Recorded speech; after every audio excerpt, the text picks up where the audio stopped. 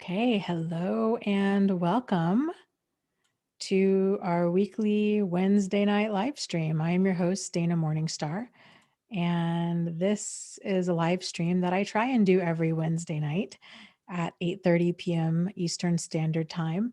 And these days it just kind of runs for as long as it runs. I'll probably go for about an hour and a half or so tonight. We'll just see. So, welcome. If you guys are new here, welcome. And if you are returning here, welcome. What was like I need to write all this stuff down because there's so much I need to catch you guys up on. Um, if you would like to be notified when I go live, you can text the word Dana Live. Well, two words, but all one word. Dana Live to the number 22999. And you can get a text message if you are in the US or Canada every time I go live, if you are interested.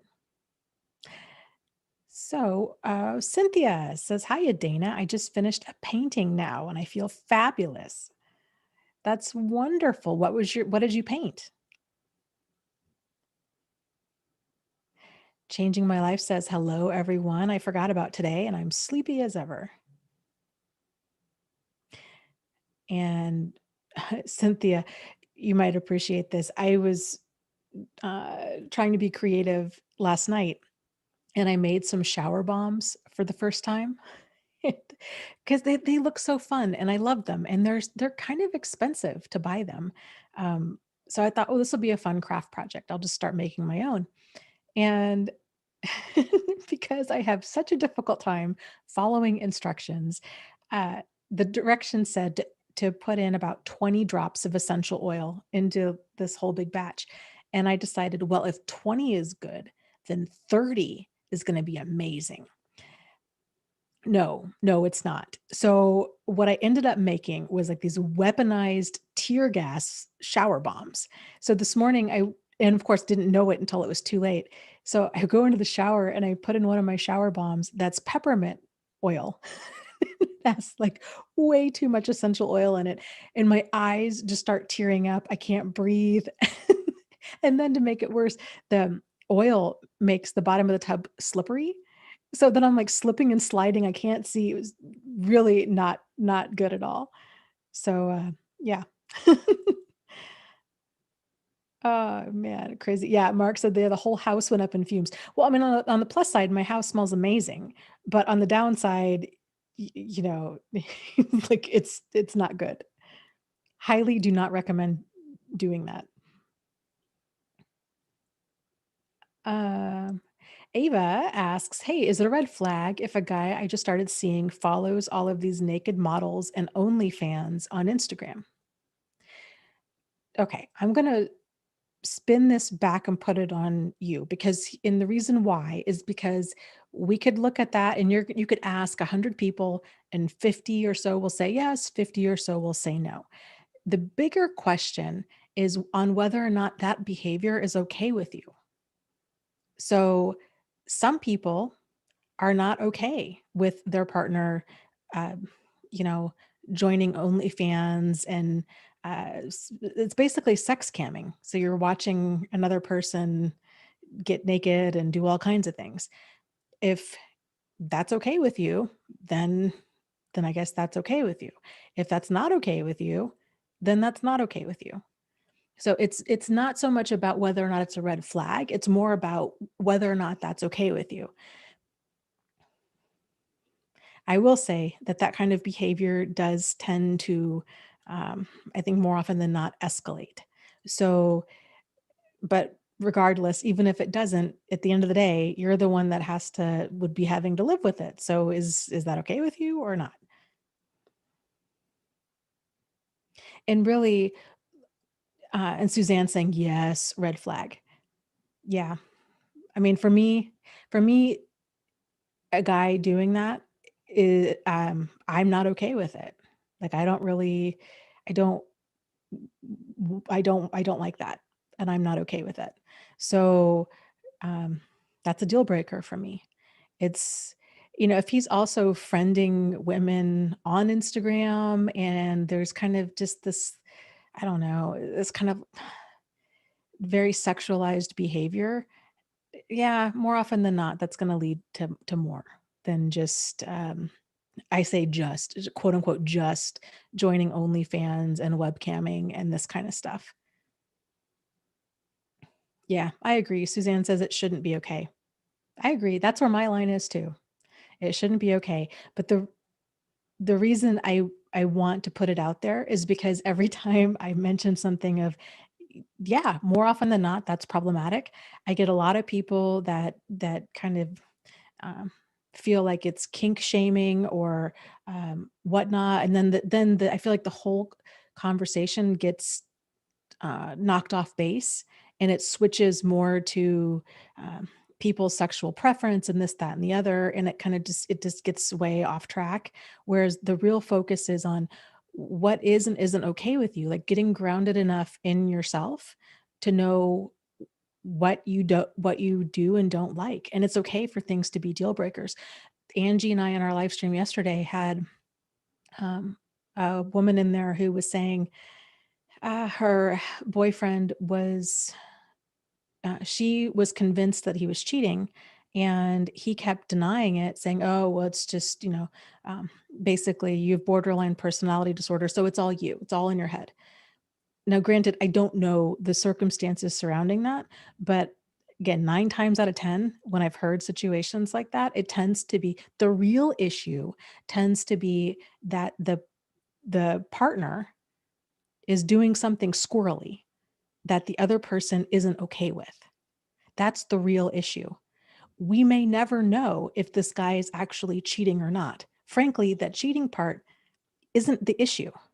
That's it's it's really not the issue. It's everything that led up to that that is the bigger issue. That's the stuff that we can pinpoint, that we can say this is problematic. So if a person's doing stuff, if they're hiding their phone, if they're um, joining a bunch of any OnlyFans, whatever, having a bunch of I don't know, female friends, or you name it, a bunch of friends that don't seem like friends, male or female. Stuff seems squirrely, stuff that you're not okay with. It's okay to have opinions about. I'm just not okay with certain things, and if we're going to be in a relationship, then I need to be okay with things. So that's not 100% on you to just somehow make yourself okay with things. People have differences. And I'm of the kind that I need that open, honest, sincere, solutions oriented communication. I don't do crazy making. I don't do squirrely behavior, and I don't do unresolved issues. So if we can't talk about it, and if we're on a completely different page on stuff, if they're super into something, um, if they're completely fine with having a bunch of female friends, not introducing them to me, not wanting to hang out as a group, uh, and it seems off, they're hiding their phone. If they're okay with that and I'm not, then I need to leave because I don't do crazy making.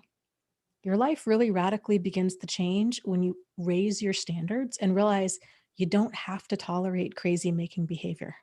You really don't. Like there's lots of people out there that don't have that and that are emotionally available and have effective communication skills. So, okay, let me see.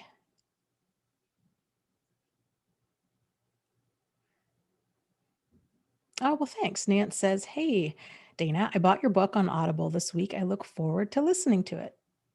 Well, thank you. I will be curious to hear what you think of it.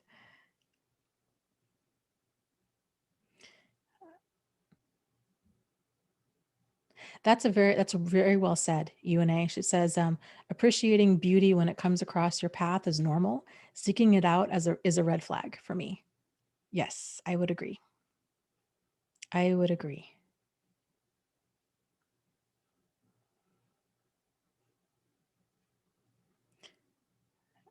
Okay, let me scroll up.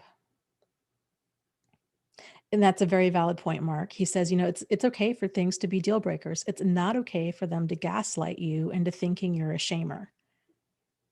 Yes. Yes, we all have those standards, men and women, and it's really important that people, um, are able to get grounded in that and to realize kind of how our standards kind of tie into what healthy compromise looks like. Like, for example, uh, I have one good, dear, very dear male friend of mine. I've known him for 7, 8 years.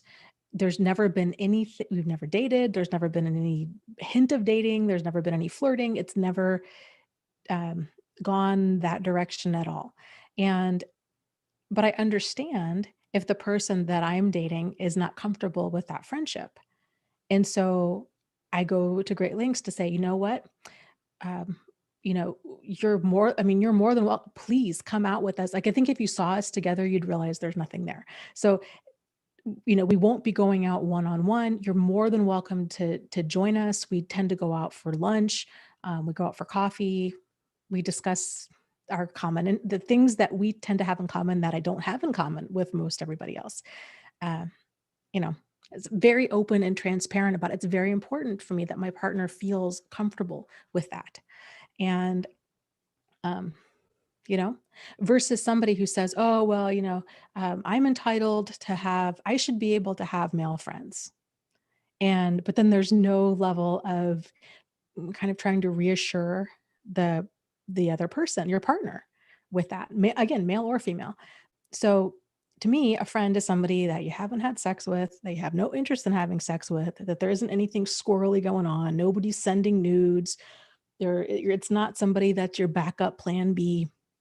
It's uh, if and you can if your partner or anybody were to get a hold of your phone and see all of the messages between you and this other person, is there anything that you would feel the need to hide? And if so, then that person's not really your friend. Either you're in denial about it or they're in denial about it. Somebody's in denial about it. But if it's sincere and you're like, yeah, I have no problem. You can read all these messages, whatnot. To me, that's that level of open, sincere, honest communication.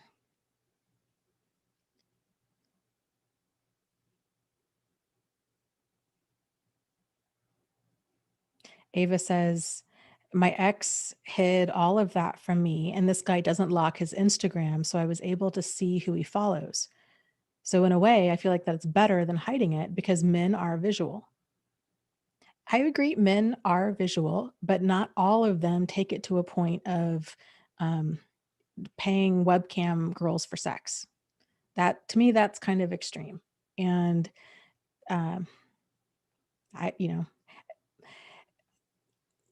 And also, I wouldn't take the fact that he hasn't locked his Instagram as somehow proof that he's comfortable in who he follows. He might not just be social media savvy enough to realize that he can lock down his Instagram, or that you're social savvy enough to to check it out, you know? So, or there might just be a complete lack of like a complete lack of embarrassment or kind of shame on his part. He might be completely comfortable with that. I guess here's how I would look at it. Is this the kind of behavior, and again, male or female, the kind of person that you're dating, is this the kind of behavior that you want for the father or mother of your child? Answer that question. And I think you'll have your answer.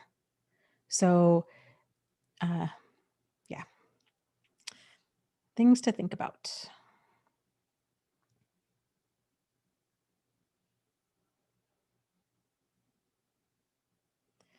Okay, let me scroll. Mark says, yeah, I'm not okay with that myself. Red flag. Like she said, that behavior escalates. Yeah.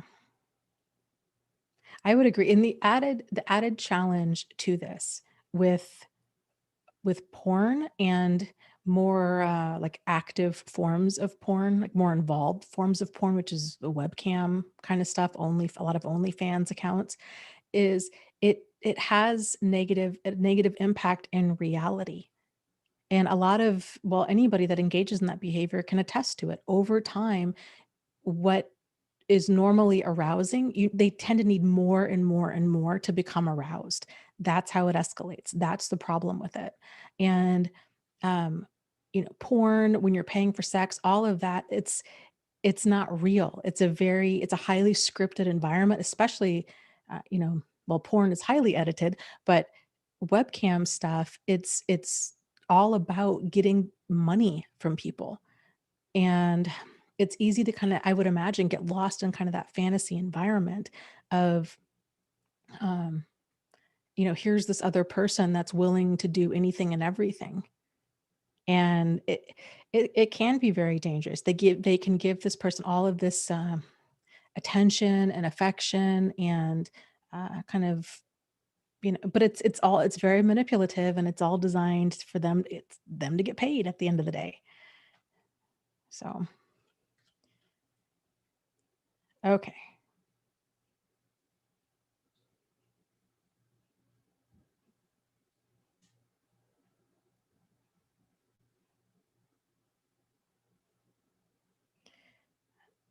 Chi Chi says, "Oh, that one hurt, Dana. I have a kid with a narcissist." Oh, yeah, I'm sorry. I know. If only, it's one of those things too. It's hindsight. Hindsight is 2020, and had you known then kind of what you know now, you would have probably made some different decisions, just like I would have made some different decisions. And it's easy to get so caught up in the moment, and to think, oh, I really like this person, and I think this will work out. I bet they can, then things start, it's just that progression, into worse and worse behavior, and thinking, oh, well, hopefully they'll change. Hopefully I can talk sense into them. Hopefully we can reach a compromise, all of this stuff. And then it just keeps getting worse and worse and worse. And, yeah.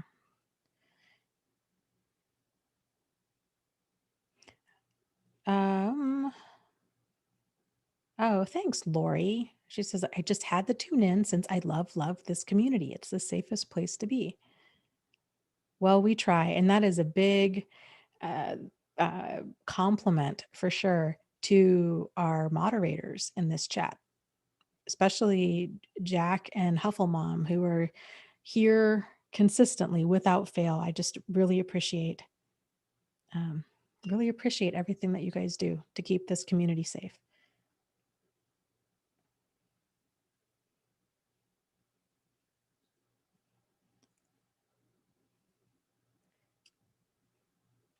Okay, let me scroll up here.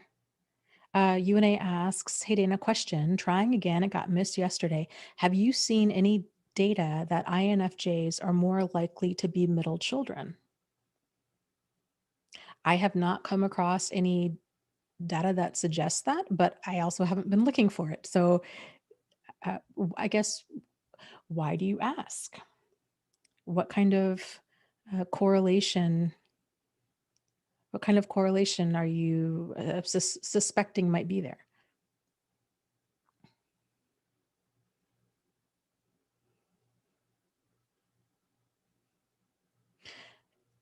And let's see here.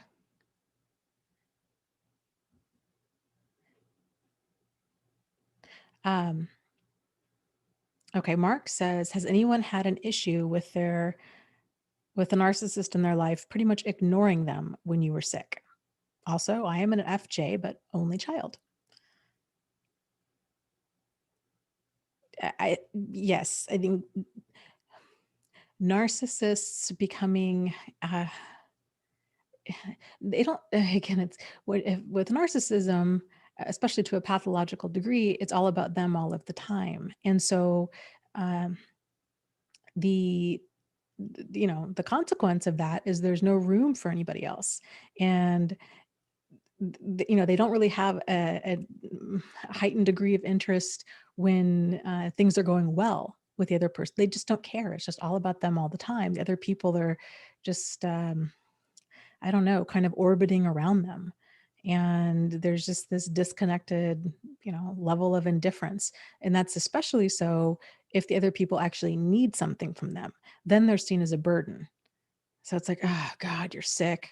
I actually have to, You want me to do things for you. And of course, for the narcissist, because in their mind, it's all about them, but it should be all about them.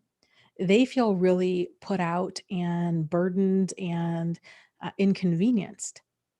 It's this very immature mindset. The only way that I can uh, even begin to comprehend it is, like, y- uh, and we all have moments of this where it can be difficult to see another person's perspective. But anyways, the example that I tend to use is think about when you're on a road trip, especially if you're a kid and you really got to go to the bathroom and your parents are like, God, we just stopped. We just stopped like 20 minutes ago. What do you mean you got to go? And i- if you're with other people who, uh, are kind of just lost in themselves or just struggle with that empathy and relating to other people, to them, it's this kind of one mind kind of thing. Well, like, well, what do you mean you need to go to the bathroom? I don't have to go to the bathroom. Or what do you mean you're hungry? I'm not hungry. Like, how can you possibly need to eat? Like, I'm not hungry. But do you see how strange that is? So it's not giving that other person that level of autonomy of, yeah, you're your own person with your wants and your needs and your thoughts and your feelings and your bodily functions and everything else that have nothing to do with others. Like, they are your own. And hopefully, if we're able to like mature kind of correctly, we're able to get to that point where we're able to see that separation. So, little children have this. You can see this kind of one mind kind of thing. Like when they play hide and go seek and they hide behind the curtains and you can see their feet sticking out.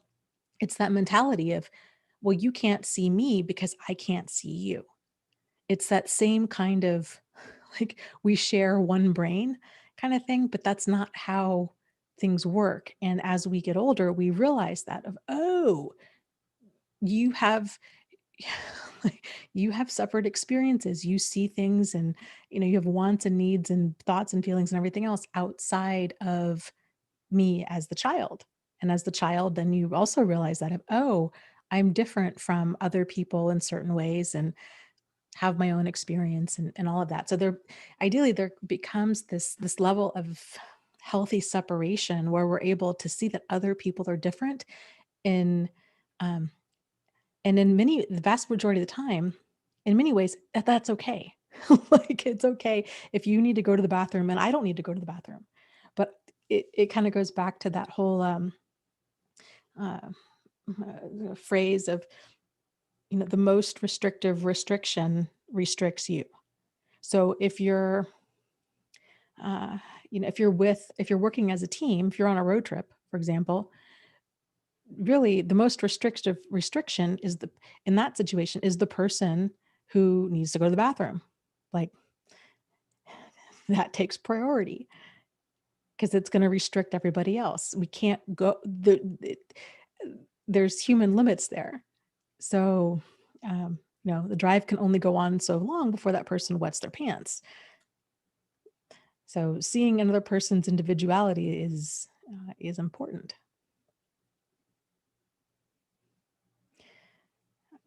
Let's see.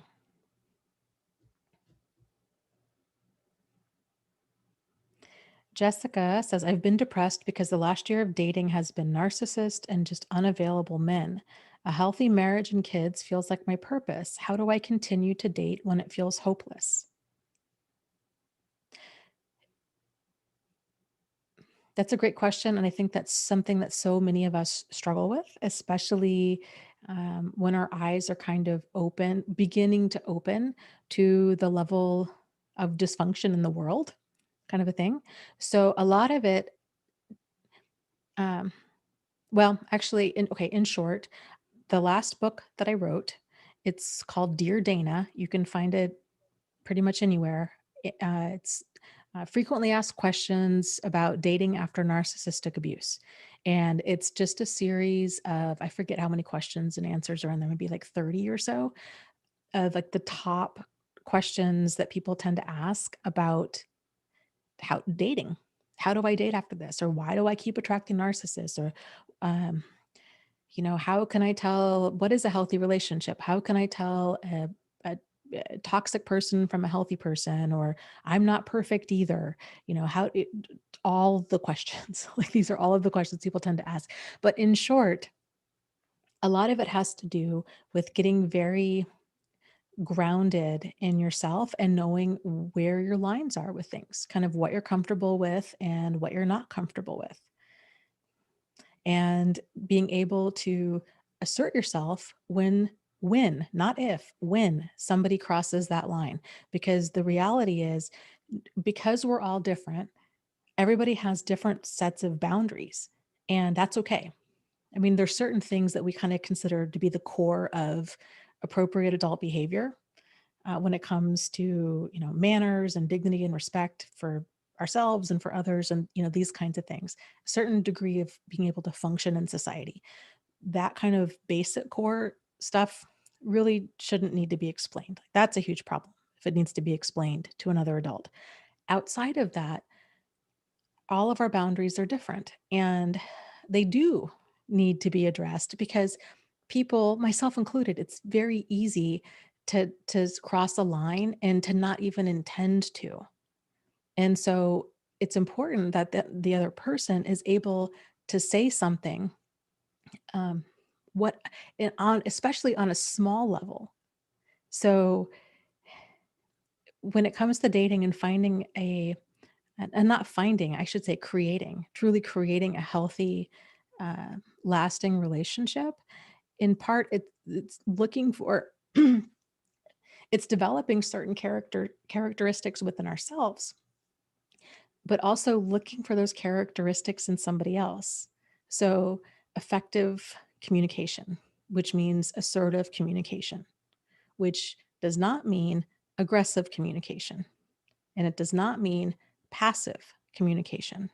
So that effective communication means if something's bothering them or you, no matter how small, that it's brought up in a tactful, respectful way. It doesn't have to be like this whole sit down, let's explore our emotions kind of conversation. Just a simple, hey, when you're done, um, I don't know, when you're done in the bedroom, do you mind turning off the light? Or, um, I don't know. There's so many like little different ways that people live, even getting on the same page with these things. So I'm a big believer that relationships don't start until assertive communication starts. Everything that comes before that is just infatuation. Things don't even start getting real until disagreements begin to surface, and then it's important to see how are they resolved, especially if there's how does a person, and ourselves included, how is frustration and anger handled? That's where you'll see emotional maturity or emotional immaturity. So, um, and again, it's if you have a person, this is not about looking for the perfect partner. It's about being somebody that's personal growth oriented, and looking for another person that's also personal growth oriented. Huffle Mom and Jack are, I think, a great example of that. They've gone through so much together, but they have that connection and they have that desire, that drive for self-improvement and that ability to communicate. And that's huge. And that's all, I mean, like that's huge. That's either there or it's not. And it's um, definitely something that if it's not, I wouldn't stay in a relationship and hold on to hope that someday they'll cultivate it, because that day may never come, and it's going to just be a bunch of craziness up until you leave, frankly, or until they cultivate it, but generally up until you leave. So it's that ability to see how does this other person handle these certain things. But a lot of it really goes back to being honest with ourselves about what's comfortable and uncomfortable for us. So kind of like Ava was mentioning earlier with, you know, uh, this guy's OnlyFans and, this kind of other stuff. It sounds like she's not comfortable with that, but she's justifying it. All men are visual. It's that kind of stuff is easy to do. And it doesn't matter. Like, it doesn't matter if men are visual. It doesn't matter if this person, had a bad childhood or, um, whatever. It just boils down to what are you or are you not okay with? So, and it's surprising how difficult being honest with ourselves really is. And um, I think more often than not, that tends to be its own evolution of it is amazing the things that we can deny to ourselves. Even the most outright things that you would think like you couldn't deny that. Like for example, I was talking in the live stream yesterday with Angie. I have been having chronic shoulder and neck pain for I don't know how long, a long, long time. And it wasn't until recently, um, that I really began that somebody pointed it out to me. And I was like, oh my gosh, yeah, you're right. Like, I guess my neck does hurt. But I just got so used to living with the pain that it was like I really just didn't feel it.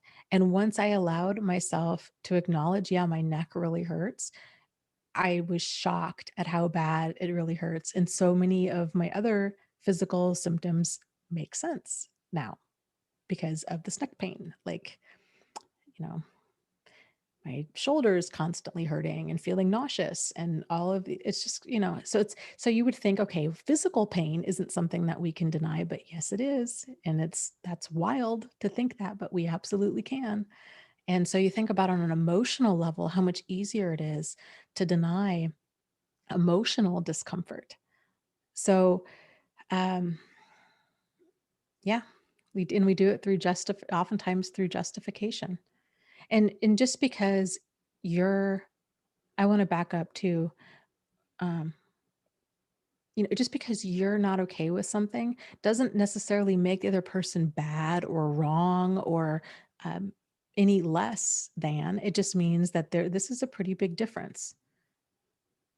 It's a similar difference. Like if you're Jewish and they're Catholic, how significant is that a red flag? Well, possibly. How significant? Probably, frankly. How significant is that to you? And how are these beliefs going to play out? It might not be a big issue now, but is it going to be a big issue when you have children? You know, because with especially with religion, religion most I think interfaith couples tend to think, oh yeah, it's fine. It doesn't really religion's not a huge role in our life, but then boom, they have kids, and then all of a sudden one person is like, well, I really want to continue certain traditions because I liked having that as a child. Or I feel like it's important now that we start observing these practices, and then conflict arises. So just being honest, is this going to be an issue? And um, you know, what are we going to do if it does become one?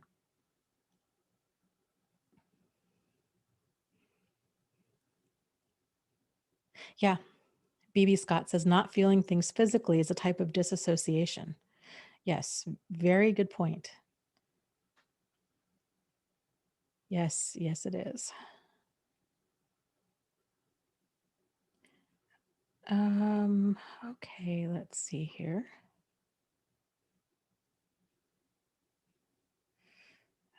Let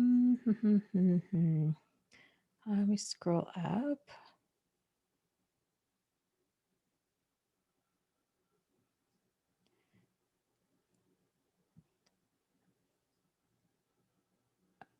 Huffle Mom is saying that she was having serious headaches earlier. Oh my goodness. How are you doing now? Oh, cool, Mark. He says, hey, I freaking love you guys. This is my first night here and I'm loving the positivity. I'm glad. Like I said, I really feel like the vast majority of that goes to the moderators and all of our regular members in the chat. It is a really cool group of people. I don't want to jinx us, but it is kind of a nice, cozy little corner of the internet that we have here, which is rare. Rodney says we have to give ourselves the right to have proper boundaries. Yes, absolutely. Absolutely. And I think sometimes it can help thinking about it in this way of every action that we take or don't take is a way that we're expressing our boundaries. So we are already expressing, but we already have boundaries and we're already enacting them, whether we realize it or not. So it's oftentimes kind of changing up the ones that we have to make it work for us. And I tell you, once you start getting honest with yourself about, you know what, this is um yeah, this we need to have a conversation about this, or this situation's just not working for me, or whatnot, your life radically begins to change because it just starts working with you and working for you. And a lot of that just goes back to self-awareness too, of what is and isn't, what does and doesn't work for you across the board, not even with just other people's behavior, but across the board. Like, are you more of a city person, or are you more of a country person? How do you tend to recharge? Are you more of an introvert? Or are you more of an extrovert? Um, do you like, I don't know, um, kind of a very busy environment with lots of things going on, or do you like a more serene environment? Are you more of a mountains and snow kind of person? Are you more of a water and sand kind of person? Uh, what kind of work environment do you do well in? Do you like, um, kind of crisis and kind of the chaos that goes along with it? Some people work really well in that environment, and a lot of EMTs and people that work in the ER, that's man, that's their jam. They're so good at that, and thank goodness. Or do you need a more calming environment? Do you like the flexibility of potentially freelance work or working for yourself? Or do you prefer something that has regular hours and benefits and all of that? I mean, there's just so many different ways. Do you like spicy food? Do you like more mild food? Um, so many questions to kind of getting to know yourself. Once we're more in tune with who we really are, not in getting rid of these ideas of who we feel we should be, who other people think we should be, how we were raised to be, all of that, really getting honest with ourselves about, okay, who am I? Especially now, who are you at this stage in your life? Because we're continually evolving. Who you were 5 years ago is different from who you are today, from even 5 months ago, probably even 5 weeks ago for some people, and there's nothing wrong with that. It's just life is a continual journey, and if we're doing it right, it's an evolution. So, like, we're always learning and growing down the path. And yeah, kind of um, getting curious about all that. So the beauty in that is once you really get to know yourself, then that's when the magic happens. That's when you can start living a life of purpose on purpose. So,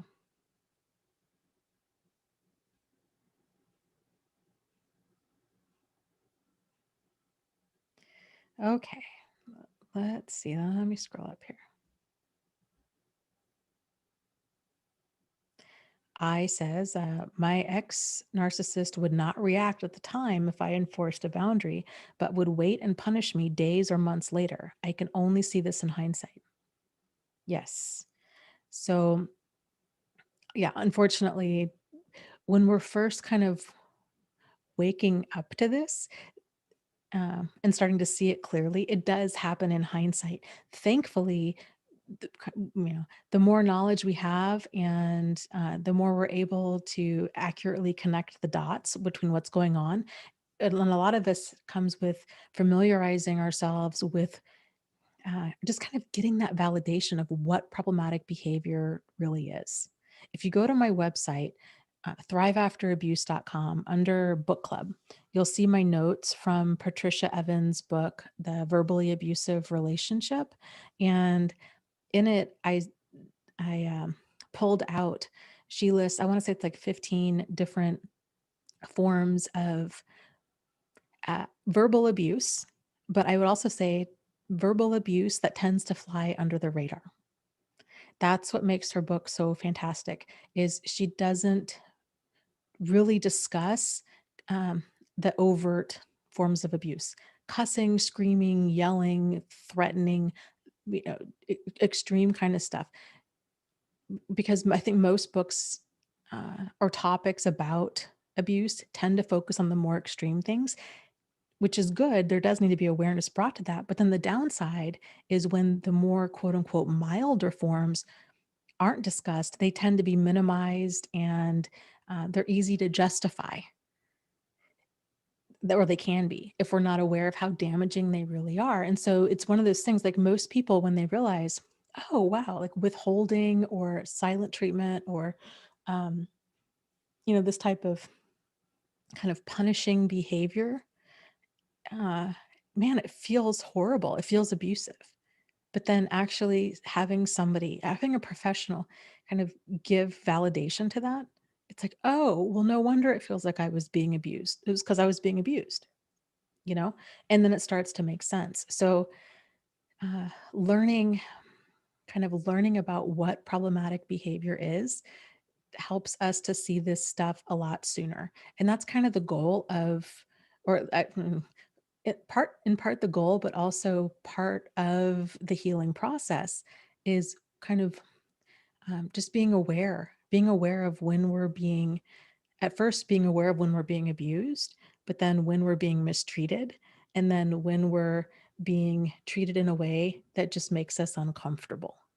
So there's kind of this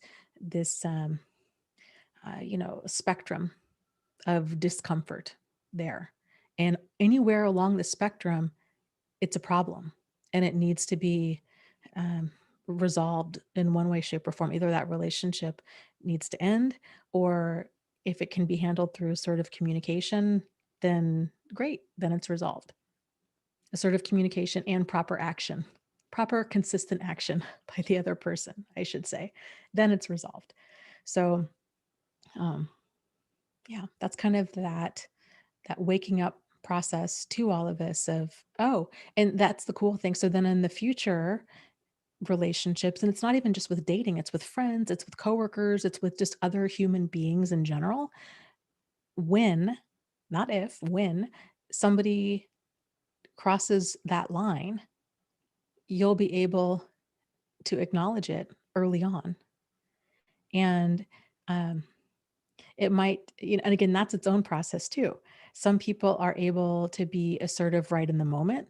Other people tend to struggle with that, and it can take some more time. So, yeah, but just being aware of it is a great step in the right direction.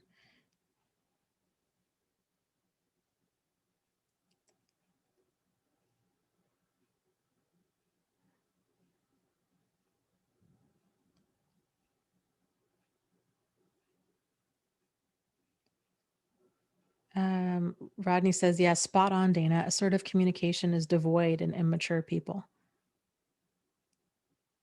Yes.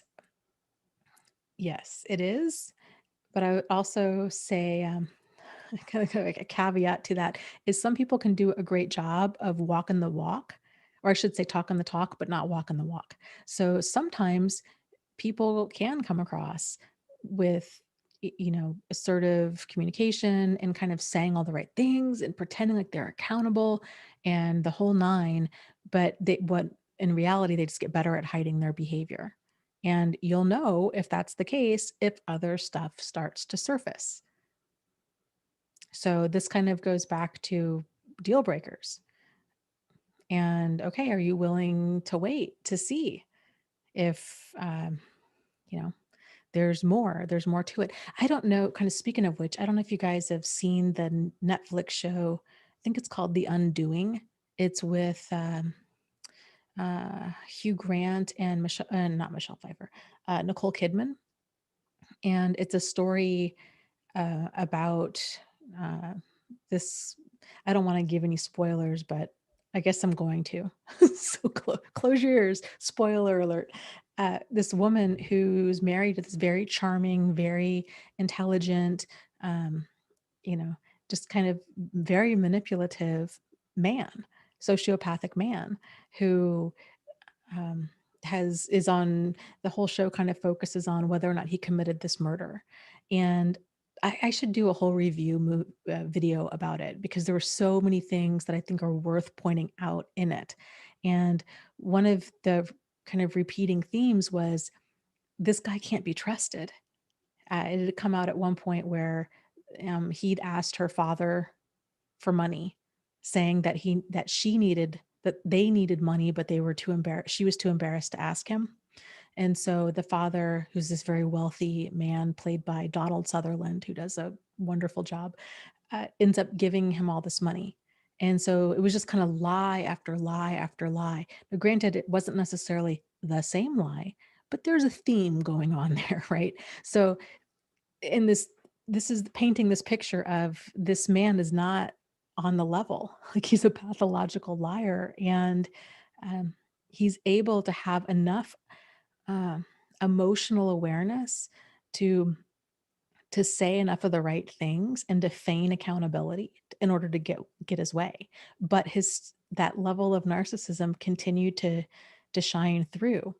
There were so many scenes where um, his you could tell like his lack of it was all about him, like his lack of um, empathy and concern for the other people. It was just all about him. So interesting show if you're interested in watching something like that. Let's see here. Let me scroll up.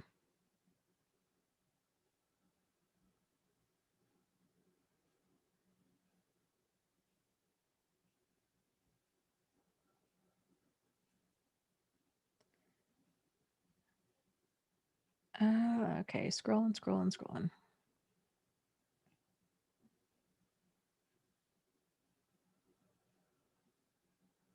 Blue Moon says, I was brought up to be a caregiver. It would have been nice to have it in return. Yes. And I think one of the great kind of tragedies of that is that people that are brought up to be caregivers or that kind of just tend to have that natural bend in their personality, they become comfortable in that. Like we all have roles that we play and roles that because we are in them so often that we're comfortable in that. Like that's our zone. That's what's familiar. It's what's comfortable. It's kind of what we're good at. And um, caregivers, the challenge with caregivers, and again, this is kind of this tragic part of it, is caregivers tend to chronically feel emotionally starved out because they're caring for everybody else. However, if they do, because okay, however, if they're in relationships with others or friendships with others, and other people start to want to take care of them, it becomes really awkward, and it's this feeling of okay, one of us is redundant. Like I don't know how to react because um I'm used to playing this role and now you're playing this role and now there's just kind of two of us and now it's just awkward.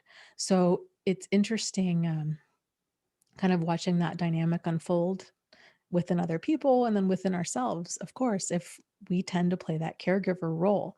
So a lot of relationships tend to function best when there's that sense of balance and mutuality. And it's however two people define balance. But you'll know it when you have it because you'll have peace in that. You'll have a peace in yourself and in that relationship. That's when you know you've found a good balance between the two of you. But um yeah, that caregiver uh role allowing instead of taking a position of like a position under, it's creating that sense of balance. It's that give and take of I'm going to take care of you in some ways, and hopefully you'll take care of me in some ways, and whatever that might be. And there's just that sense of mutuality, and there's that sense of caring and compassion and communication, and um, yeah, that back and forth. So it's not so one-sided, but that's definitely something I think for a lot of people in this community, in our community, to kind of keep an eye out on is if what role do you tend to play? And if it is the caregiver role, noticing Because what oftentimes happens is when people play that caregiver role, they're really uncomfortable if they can't play it. They don't know what to do. And so when you hear people talk about, oh, well, um, I just kind of normal relationships or normal people don't interest me, or everything else kind of feels flat after a narcissistic relationship or whatnot. In part, that tends to be kind of that thrill of that imbalance. And then there's also the trauma bonds that go with it. But um,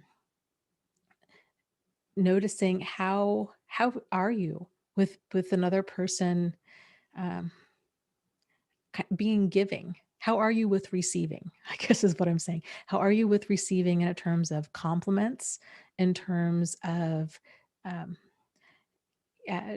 just kind of nice things that another person, thoughtful acts of service and things that another person might do. So, do you feel the need to do twice as much? Do you kind of fight them on it? Like, what is your response to that? And observing that and thinking about, okay, what would this look like if it was a little bit more balanced? And how could you get comfortable with it? Because what tends to happen with caregivers too is resentment is soon to follow. So they'll give and they'll give and they'll give because they're like, man, I'm just really comfortable with this. And sometimes it's that feeling of, I just really like to take care of other people, you know? Um, I can relate to that. So, but it can build to a point where we have a hard time knowing where our boundaries are, and we have a hard time drawing our boundaries, and we have a hard time saying no, and that builds resentment because we like to give and give and give, but then it can just lead to burnout, and it can, um, and then that's a problem. So if we're harming ourselves to be good to others, then that's a pretty significant imbalance there.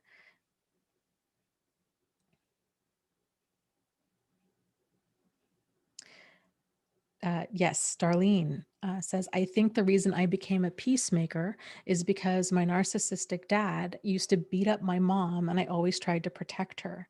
On top of that, I can remember her using me as her counselor as early as age 2. Oh my gosh.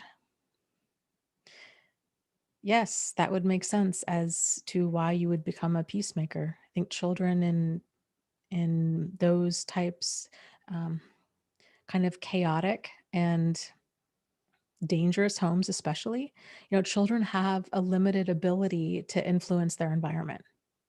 When you're a kid, you don't have a lot of say in things, and it's not like you can just say, well, this is ridiculous, I'm out of here. Like, where are you going to go, kind of a thing, unless somebody else steps in. But for the most part, kids um, kids are kind of stuck in their home, and so they learn to navigate those environments as best as they can, which oftentimes means becoming a peacekeeper.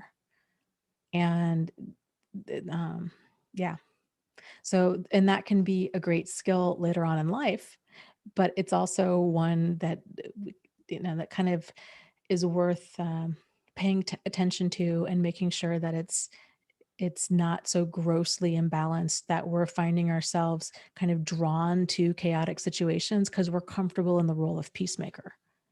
So it's sort of like, what that looks like in motion is kind of gravitating towards friends or relationships with kind of high conflict people, or people that are always in crisis. And it's not necessarily because we're trying to rescue them per se, but it's that feeling of, um, oh, I can kind of provide a counterbalance to all of this. Like, I can be there for them. And, again, that that's a problem. So, but yeah, and undoing all of that, and that kind of, and it's so great that you have this insight now, but, realizing, oh my gosh, there was a lot of this what's called parentification. It's when a parent turns the child into the parent, and the parent becomes the child.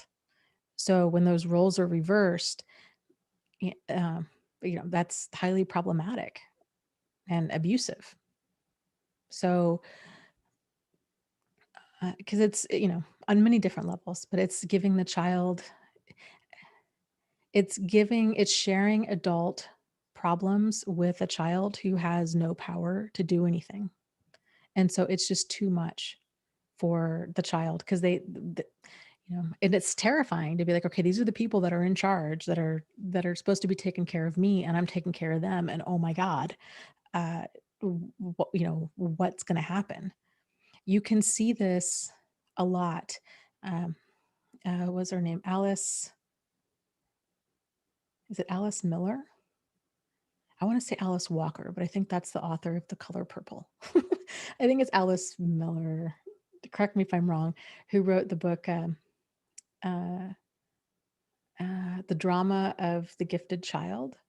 And there was a lot having to do with that, about kind of one of the ways that you can see kind of abuse and neglect in a home is by the level of maturity or immaturity a child has. Generally, a child tends to become overly mature. So here you have, let's say, an 8-year-old who acts like they're 18. They're making lunch, they're doing their laundry, they're waking their mom up or dad up to go to work, or they're putting them to bed when they've had too much to drink. They're kind of running the house. They're the adult in there. They don't tend to, and again, if you've ever seen children like this, you know what I'm talking about. They're different from their peers. Their peers might be the ones that kind of speak up at dinner, and they're playing with toys and they're doing kind of kid stuff, and they're just kind of off in their own little kid bubble world. And whereas the child that's become an adult early on knows, um, has more adult behavior. Like they tend to play less, they tend to be more serious, they tend to have more adult interests, and just relate to other people in a more adult way. Like that's a huge red flag that there's more going on there and that it's a problem. So, and same when you have, um, let's say, an 18-year-old, or let's say even better, a 38-year-old that acts like they're 18 or acts like they're 13. I think you tend to see that more often. It tends to be even younger than 18. They act young. They dress young. Um, it's weird. You're watching them and you're like, this is so strange. It's like I am watching a 13 or 14-year-old stuck inside of an adult body. This is just so strange. That's a sign too of trauma. So yeah. And I'm really sorry that happened to you.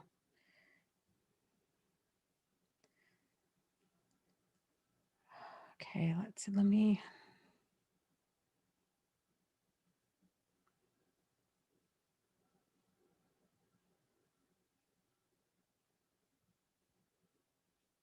Uh,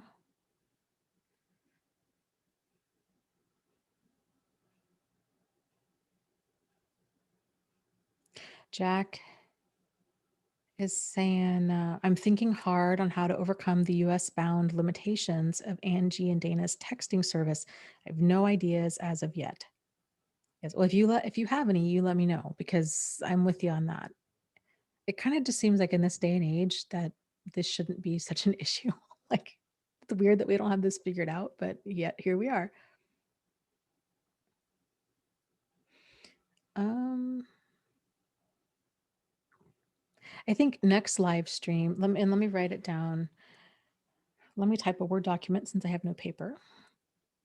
Let's talk about what healing is, and uh, let's talk about what healing is and isn't from narcissistic abuse.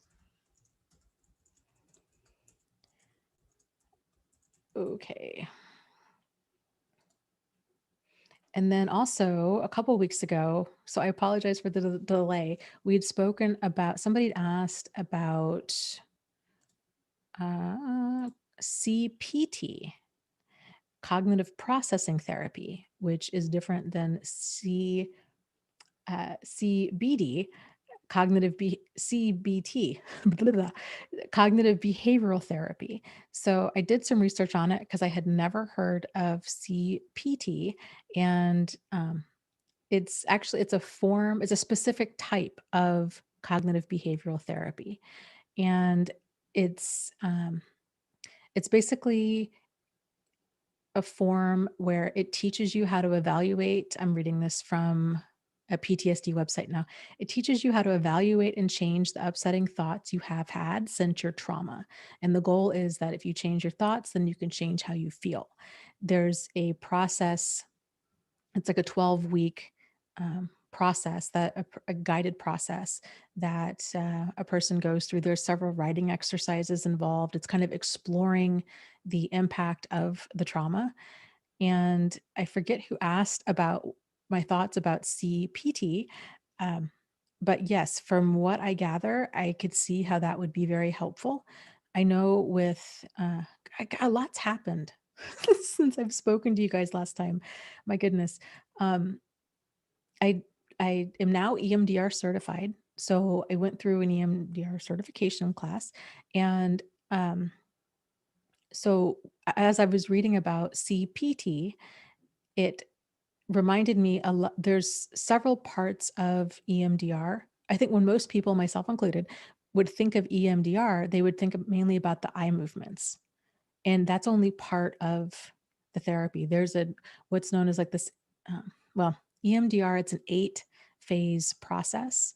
And I forget which phase it is, 5, maybe 4 or 5. It's known as the installation phase. And so you're in the earlier phases, like phase 3, you're doing a lot of the CPT, the cognitive processing therapy. So you're looking for the person's beliefs surrounding, like the messages that they picked up on surrounding this painful event. And then um, there's just a lot to it. But if it's let's just say it's a one-time event, those tend to be easier to process because they're not so deeply rooted. Strangely enough, it has very little to do with the trauma itself. It has to do with whether or not the trauma has been repeated. Like that's the bigger challenge, interestingly enough. But um, with so so during that earlier stage of EMDR, it's trying to figure out, okay, what kind of core belief or just kind of negative cognition, I guess you could say, or disempowering thought does this person have surrounding this event? And so then taking that and then moving them through this guided process to help them process those um, kind of those thoughts or feelings that come up. You're kind of going down a little bunny trail there. And then doing this installation process of uh, uh, what I like to think of, it's not even just like an empowered core belief, but I would say it's an adaptive adult response type core belief. And I really feel like that's a lot where the magic happens. The eye movement part is is um is interesting. It works in a couple different ways, but it's so kind of during that I'm sorry, I'm going off track. So just bear with me and we'll get back to the chat in a second. But the eye movement part kind of serves two functions. So one, it's engaging both sides of the brain at the same time because trauma is stored in the right side of the brain. It's has its kind of roots in the amygdala, which is in the right side of the brain. And um, so you're engaging both sides of the brain doing this. And you're also engaging past and present. So you're holding on to uh, kind of the most kind of painful part of this experience, whatever that experience is that you're um, going to EMDR for. And you're holding on to that. And then the eye movements, the tracking keeps a person in the present moment. So your brain is simultaneously in the past and in the present. And then when you're installing you're examining those negative cognitions and then installing a new positive or adaptive adult response. It's kind of just putting everything back together in a new and empowered way. It's really cool. Really, really cool stuff. Sorry, that was a tangent. So I guess the point is, yeah, cognitive processing therapy. Yeah, I'm all for it. And I like that it's kind of it's not all, it's a guided subtype of cognitive behavioral therapy, because I'm not a fan of cognitive behavioral therapy with trauma. Unless there, but there also is, there's a specific type of CBT known as trauma focused CBT, which is a little different. It tends to be more frequently used with children or teenagers. Um, but I really like the the spin on cognitive processing. So I appreciate, thank you for bringing that to my attention. That's definitely something I'm going to dive into. Okay.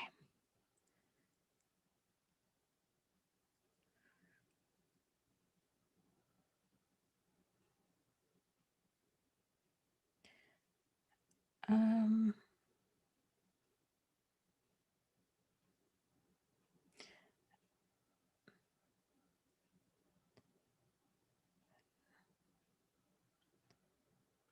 okay, let me scroll up. Mark says, I've gotten to the point where I just don't care what my wife does anymore. She doesn't cheat, but she undermines me a lot and says things that are just off. Yeah, that kind of passive aggressive behavior is, it's exhausting, and frankly, whenever there isn't assertive communication, any other form of communication is exhausting and crazy making. And unfortunately, we all tend to learn our communication styles and how we relate to other people and how to solve problems and all of this. That tends, in large part, tends to come from our home environment. If we're fortunate enough, if we have the insight enough, and some people do, God bless them. It took me decades, but some people tend to pick up on those pretty quickly when they're kids and they realize, oh my gosh, my family's deeply dysfunctional. I need to basically do the exact opposite. Like if I want my life to work, I need to do the opposite of whatever's going on here. So, but that, I think that tends to be more the exception than the norm.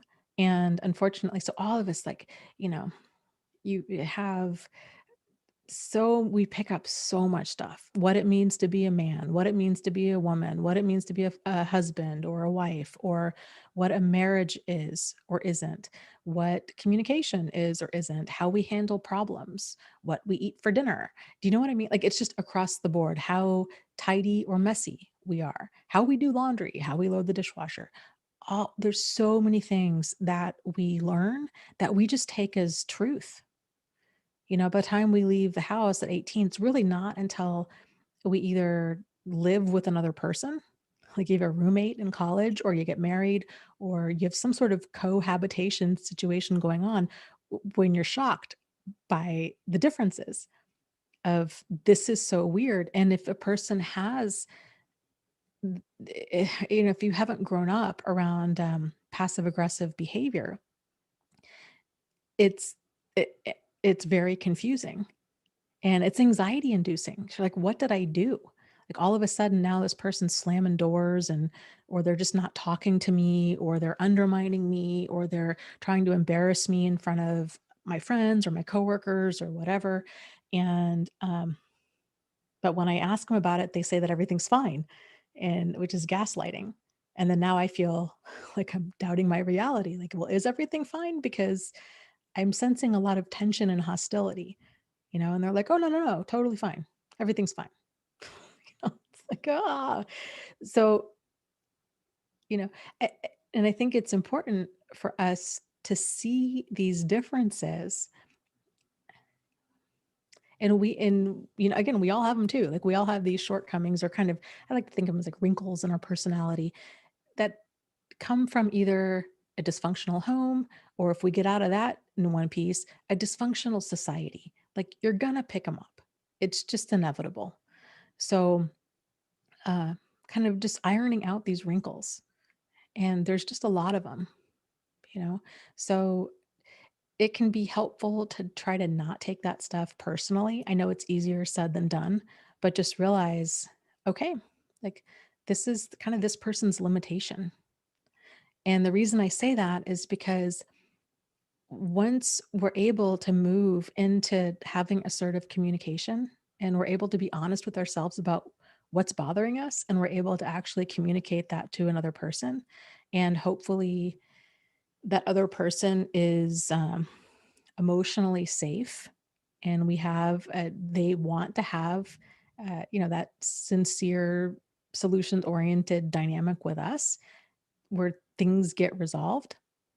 um, you know Anything else is exhausting, and you kind of realize, man, being assertive at first can be difficult, but man, it's got nothing on the difficulty of passive or aggressive behavior. Like that stuff is so energy and time consuming for everybody involved.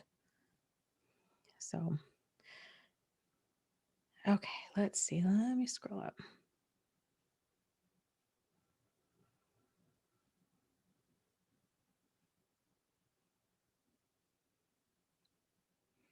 Ember says, "Hey, congrats, Dana, about EMDR training. My doc uses bilateral stimulation now by having me cross my hands over and tap my clavicles. The thumb prints press against each other." Yes, that's very cool. Well, thank you. And uh, yeah, and thank you for sharing your experiences before about EMDR stuff. It is really, it's neat, all of the stuff that can be uh, basically like immediately processed by like at the end of one session. Um, I learned a lot. Very interesting. Okay, let me see here.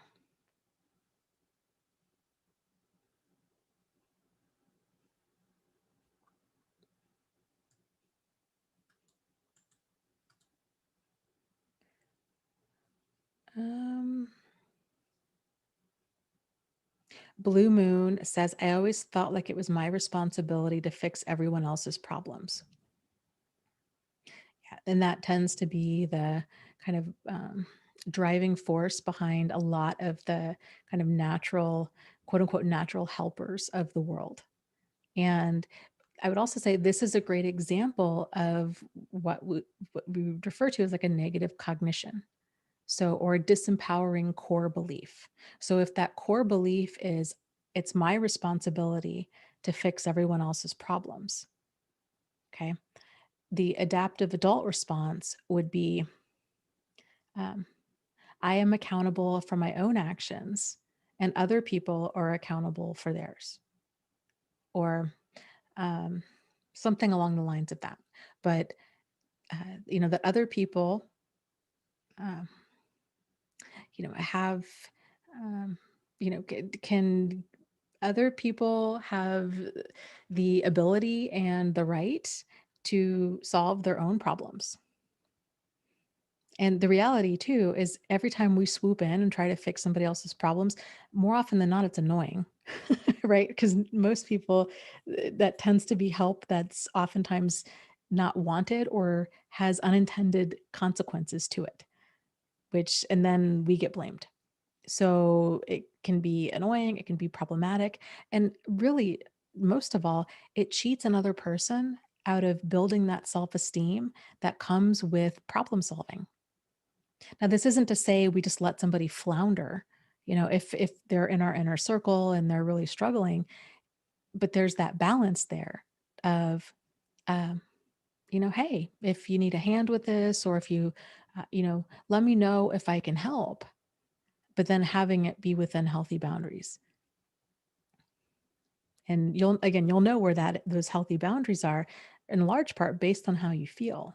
If you're feeling resentful, irritated, frustrated, exhausted, whatever, then that whatever you're doing needs to some evaluation.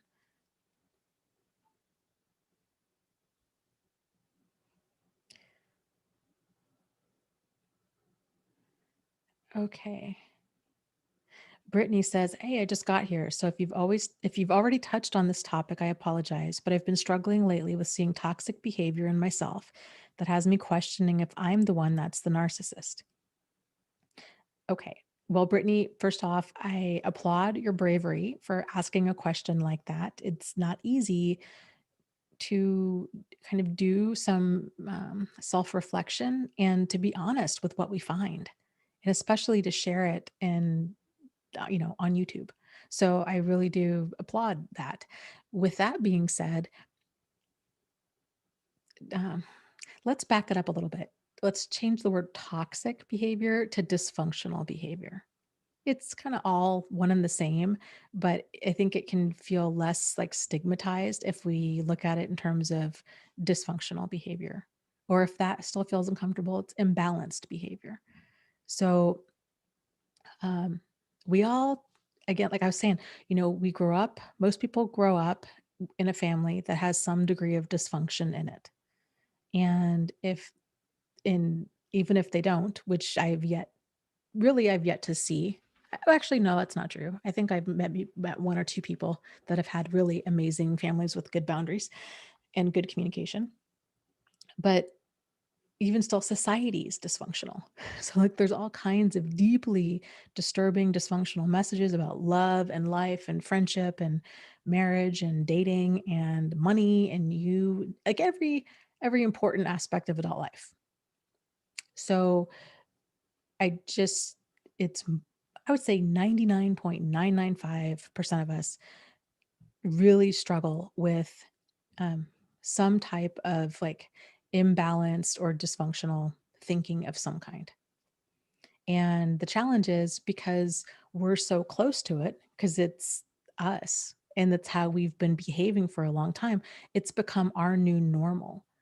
So it can be difficult. It's that's putting it mildly. It can be next to impossible to see our own problematic behavior for what it is. Because most people, the vast majority of people, we walk around, we're kind of hardwired as human beings to do what we think is right.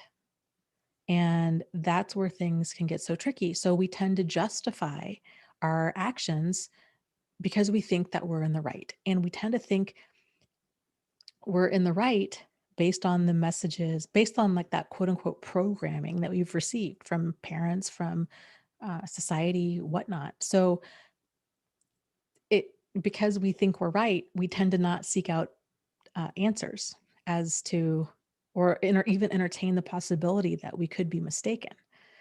So that's why I was saying I really applaud your level of introspection, because that's really difficult to do. So um,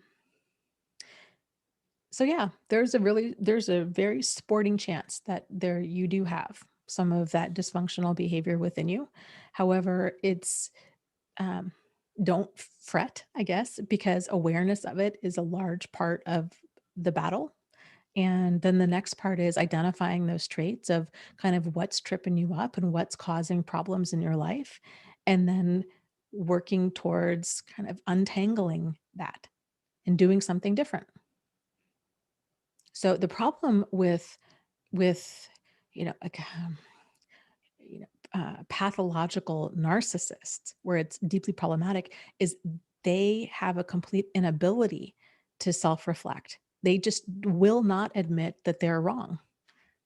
In their mind, it's all about them all the time, and they're always right. It's a very childish, immature viewpoint. And because of that, there's no growth. There's no personal growth. Who they are at age 20 is who they are at age 60. And it's pretty wild when you see that of, wow, this person, they're like, and their behavior is the equivalent of like letting a bull loose in a china shop, and it just destroys relationships. It just turns other people off. Their whole life is very difficult and they don't realize that they're the problem. So if you are like, yeah, you know what, I've got some behavior that I think, man, this is not working for me. It's really causing problems in my life. The fact that you see that there's a problem and that you're motivated to work on it, like, again, that's huge. That's more than 50% of it right there. So what tends to help with that is to get as clear as you can on what you're doing um, that's not working for you in the long run. Might work for you in the short run, but what's not working for you in the long run, and what's not working in the long run for your life, for you or for other people. and then kind of reverse engineering it. Okay.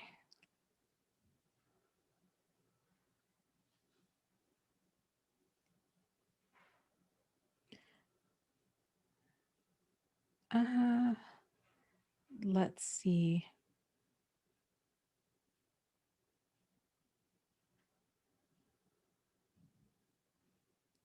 Let me scroll up here. I know there's a couple questions. The moderators here trying to get my attention.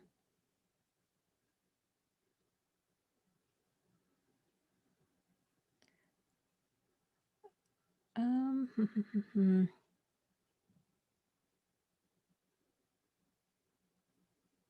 yeah, changing my life says people get so offended when I call stuff programming. They feel like I'm shaming the people that brought me up and I'm unthankful for what got me where I am. Yeah, I think a lot of that has to do with, there's just certain kind of jargon, words that mainstream society could, understandably so, find very off-putting, and programming is one of them because it makes it sound like, "Oh, well, what are you, brainwashed? Like, they just programmed you," that kind of thing, but reality, it's just, kind of one of the terms that's used that just talk about the messages that we receive as a child. It can be helpful to kind of to know that and to be kind of mindful of who like the audience that you're talking to, who all you're talking to. So if it's people that are not in that are not kind of self-help or therapy, personal growth savvy, uh, yeah, that can be confusing and off-putting to them, and so they get defensive for for reasons that aren't even there. Um, it's another example of this is like with medical terminology. There's certain medical words that if a person isn't aware of the context and and that it's just normal medical terminology, like like, you know, there's no hidden meaning there. It's just the word. They can really take offense to it and get defensive. Like, for example, if a person um, has been unable to eat or has struggled to eat, that's labeled anorexia, which is different from anorexia nervosa. Or if a woman has a miscarriage, for example, it's considered a spontaneous abortion. And again, you can see how that could be really hurtful if a person's not aware of, no, this is just the medical term for it. Yes, we all wish we could change it. Like it's causes a lot of confusion and a lot of, uh, you know, um, discomfort and hurt feelings when there doesn't need to be. It's the same with a lot of kind of jargon in the um, psychology. Okay, let's see. Let me scroll here.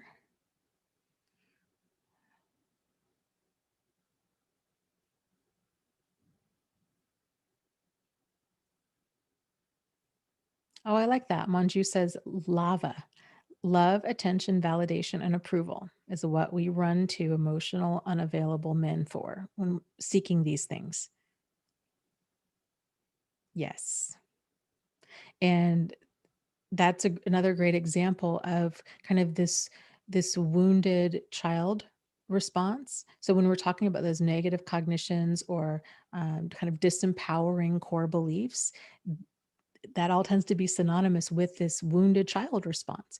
So that wounded child response tends to be, um, I need other people for love, attention, validation, and approval, versus that adaptive adult response, which is, I can give that to myself. And we can seek validation from within. We know healthy ways to give and receive love and attention and validation and approval. It's not solely coming from outside of ourselves. Like we're not trying to be like a good little girl or a good little boy, hoping that we can earn somebody's love or affection or proper treatment, dignity or respect. That's that child, wounded child response. So yeah. And it's a game changer when we realize that, like, oh, okay, I've been looking outside of myself for this, and this is kind of what's been driving a lot of this behavior. And so when we get it, we're gobbling it up, and then, but really, we're just kind of getting further into sucked into this deeply dysfunctional relationship.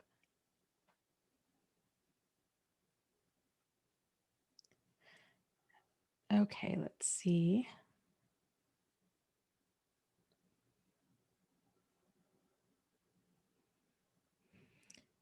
Um,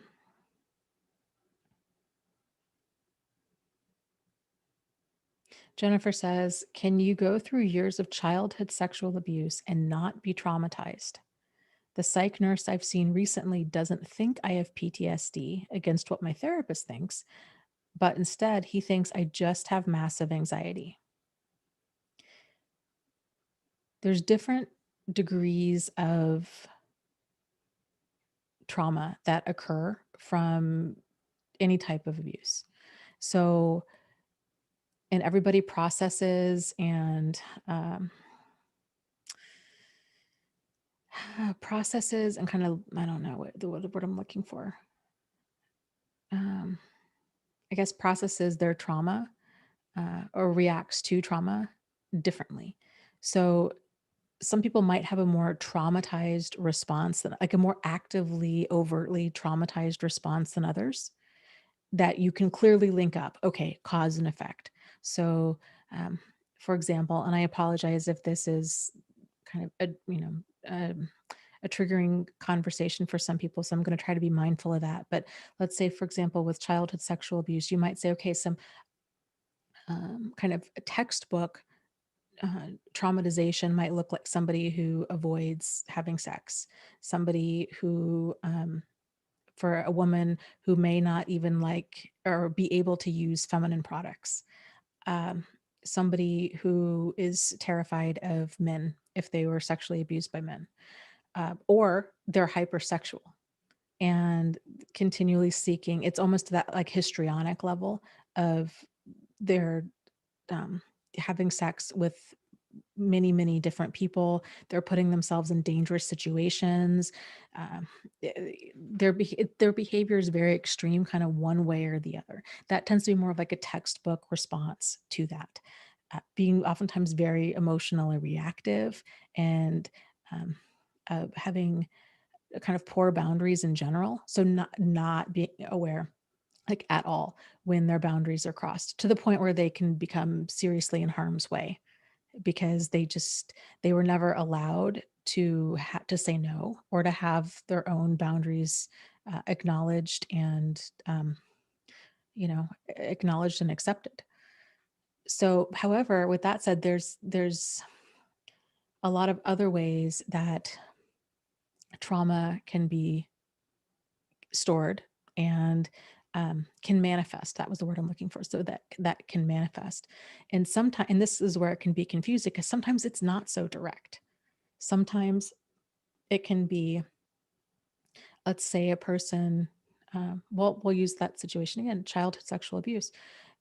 Maybe they're happily married, and but uh, then they develop an eating disorder, or maybe it's um, they develop a substance use disorder of some kind, or they start hoarding, or uh, obsessive compulsive kind of stuff, or uh, anxiety. I mean, generally, anxiety and depression are pretty common, but they're also pretty big indicators that there's a lot more going on there. They tend to not just exist in a vacuum. So uh, you might not meet the criteria for PTSD, but that doesn't mean that um, trauma hasn't occurred, and it doesn't mean that you're not still having a response to it. It just might not be a what would be considered like a typical response.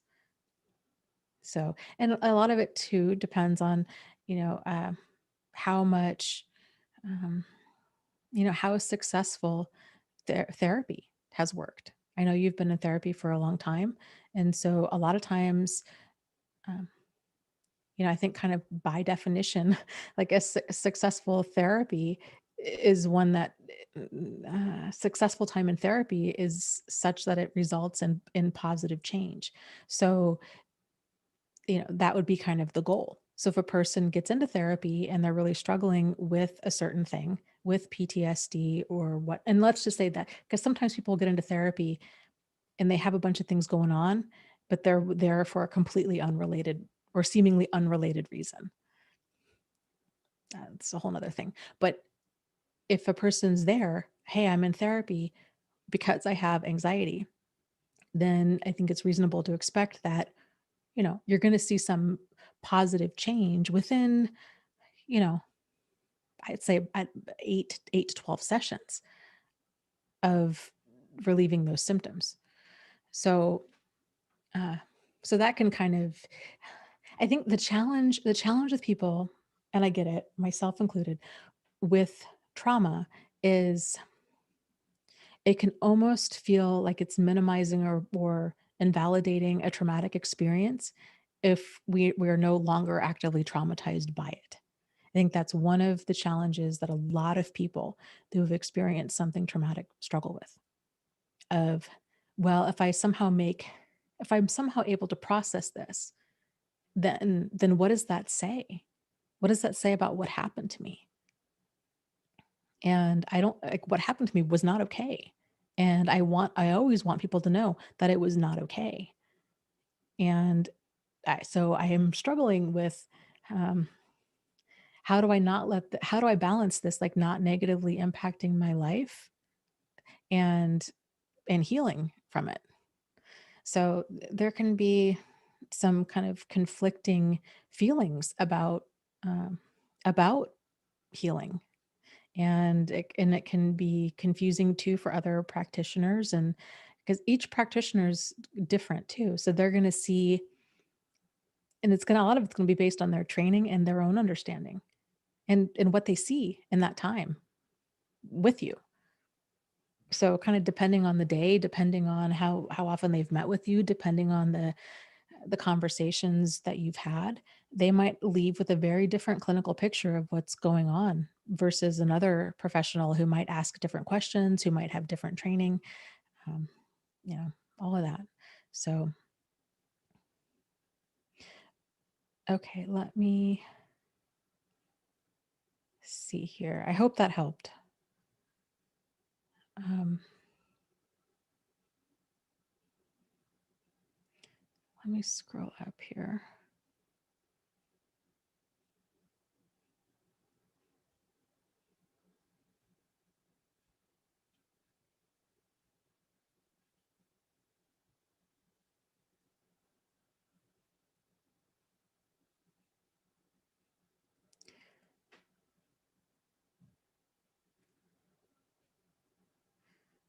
Um,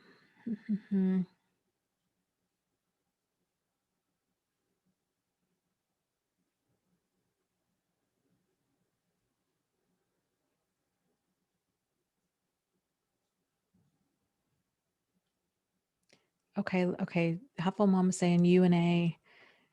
Uh, okay, so it looks like UNA has a question. Let me scroll up here.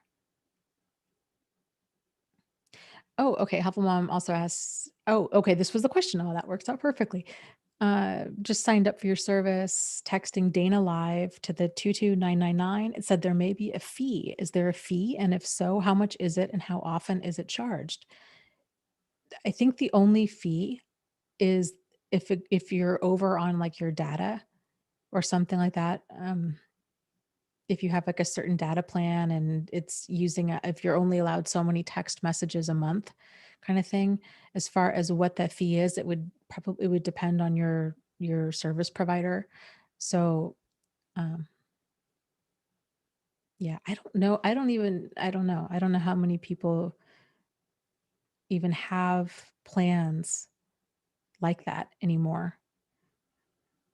I think there's so many service providers who have gone to like unlimited text or like a really high like text amount, unless you're a teenager, like you're probably not going to burn through all of the text that most plans give you. But your mileage may vary. Definitely check with your provider.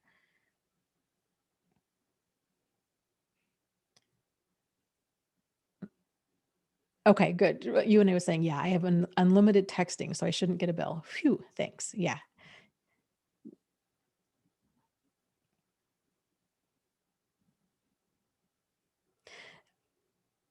Okay, so Darlene and Embers are talking about um, basically a child being sexually abused and kind of the parent blaming themselves because they didn't know.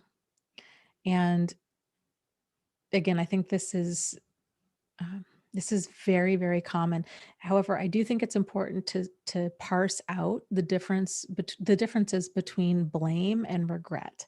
So blame has the underlying intention of intentional harm. So when we're blaming, um, eh, yeah, like blaming somebody, or we're feeling guilty, it's because there was that intention to do harm. And if that intention to do harm isn't there, then it's technically not guilt and it's no reason to blame.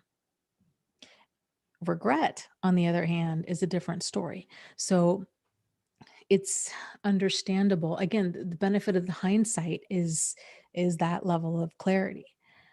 But uh, it's one thing to regret. Like, boy, I regret not kind of putting certain pieces together sooner. I regret letting my child go over to this person's house. I regret, there was that one time this one person looked at my kid a little funny and I should have known then.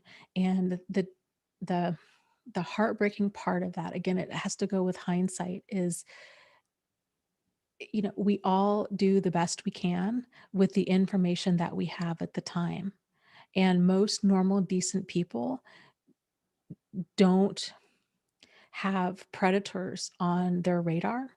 And even if they do, we all tend to have this idea of what a predator looks like and what they behave like. And if a person doesn't fit that idea in our mind, that we have in our mind, it's going to fly under our radar.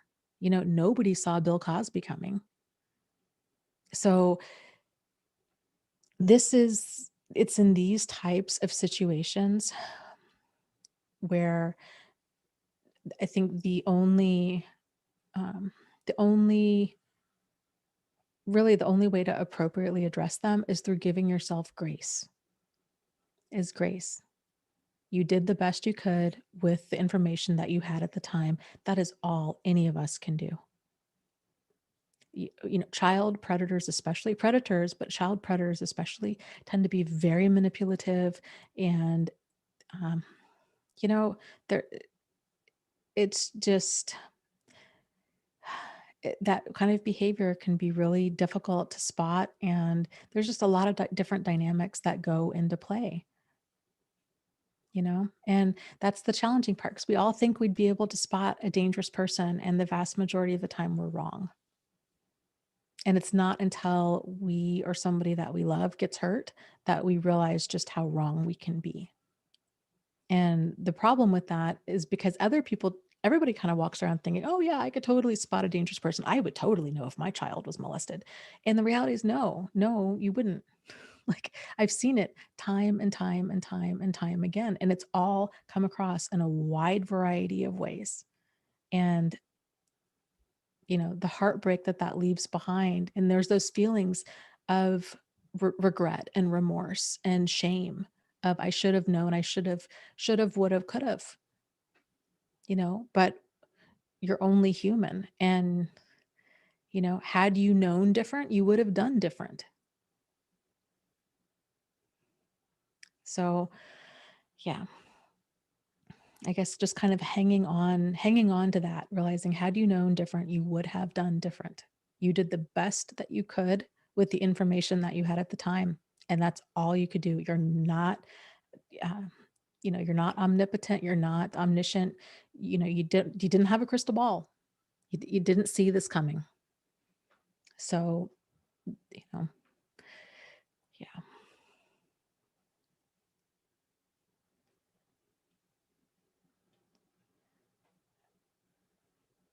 Um,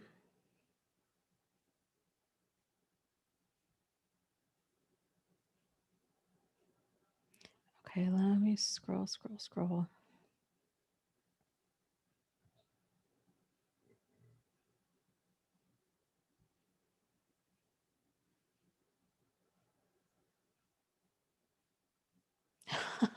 UNA says, my male parent had to go to the ER. He was labeled as SOB. I thought, how fitting, even though it just meant short of breath. The double entendre was spot on. LOL. That's hilarious. Yes, yes. There's many of those acronyms out there. You're like, yeah, I kind of need to be careful if a patient sees the chart. uh, okay, let's see. Let me scroll. And Kenneth asks, okay, I remember you saying you wanted to discuss borderline personality disorder in males. Did you ever discuss or research it? I have looked into it. I have not discussed it. Book club, and I apologize profusely for this, it just kind of fell to the wayside. I do plan on picking it up, and I do plan on picking it back up with that book that we were talking about with borderline personality disorder. Um, yes. So when we're going to pick it up, I don't know. Realistically, it'll probably be, I'm going to say January. So I'm going to be getting a different camera. We're kind of working on a different studio. Um, Lots of things are going. I haven't shared this with you guys until just now, but um, I have been in a serious relationship with um, Paul. So he's the guy who does all of the sound for the podcast, and he's helping me with sound on YouTube and all of that. And so I'm spending the next 6 months, hopefully more, in Canada. So I'm in Canada now, which has been its own challenge of hoops to get over here. But yeah, so that's been part of the, why I've just been busy and tired and kind of frazzled. Um, Also, okay, I guess let me just take some time right now to mention, well, also, we are getting some systems in place. So I apologize that it has taken so long, but we are getting there. And so if you do have a question for me, you can email it to deardana@thriveafterabuse.com, and I will do my best to address it on like that following week's live stream. And if you want to be notified of the live streams as they happen, you can text um, the 2 words as one word, Dana Live, all one word, to the number 22999. And if you're in the US or Canada, you will be notified when I go live. So, okay, let me.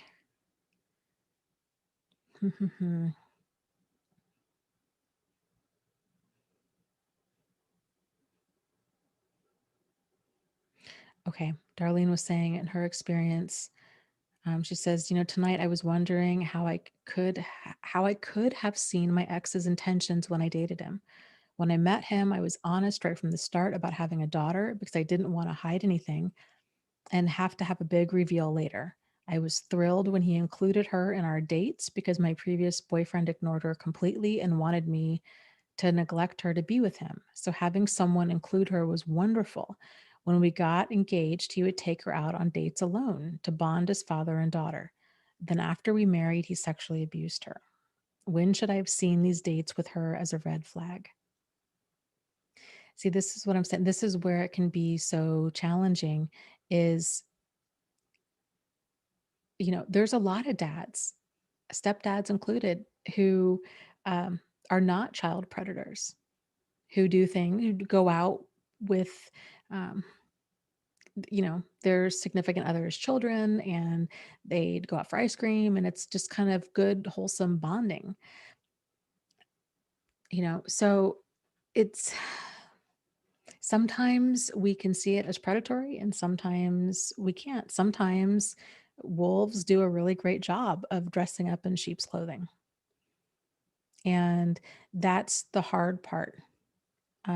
that's what's so challenging is sort of like, okay, well then how do I trust again? How do I trust any man around my daughter ever again? Because, and I think that maybe the answer is that probably erring on the side of caution and not.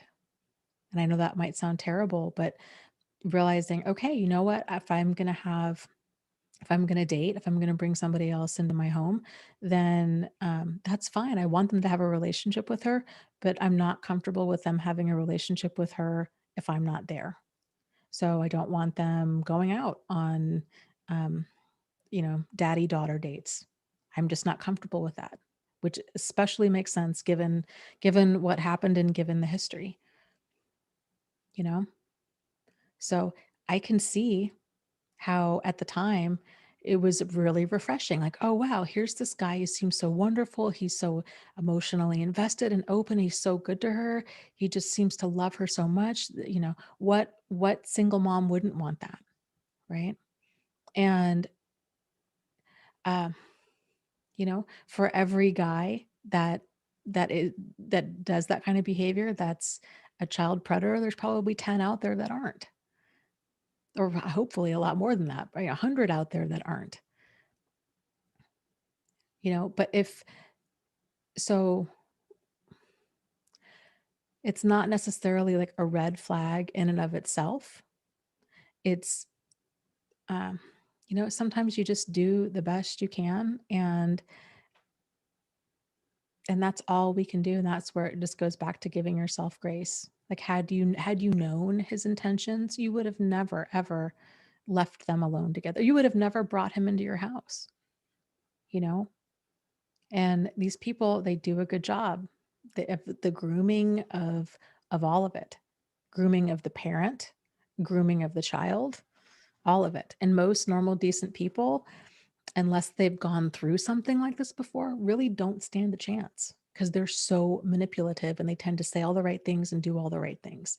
And it's very easy for a normal, decent person to think, oh, well, I just want to give them the benefit of the doubt. And, um, gosh, this maybe it feels a little weird to me, or maybe it doesn't. But I don't want to come between this relationship um, you know, and to kind of give the person the benefit of the doubt. I think it's difficult. It tends to be a very, um, I don't want to say hard won lesson, but like kind of a change in behavior of erring on when people tend to err on the side of caution, it's generally because they've been burned before. And I am of the belief that it's okay to err on the side of caution. And it's okay to just have certain situations just be uncomfortable. You're like, the risk is not worth the reward. It happened once. You thought this guy had great intentions. You thought he was a totally different person. It turns out he'd had you and probably a lot of other people snowed. And so from here on out, okay, I'm just not comfortable with um, any guy being alone with my child. And I think most normal, decent people will understand that, especially people that are parents.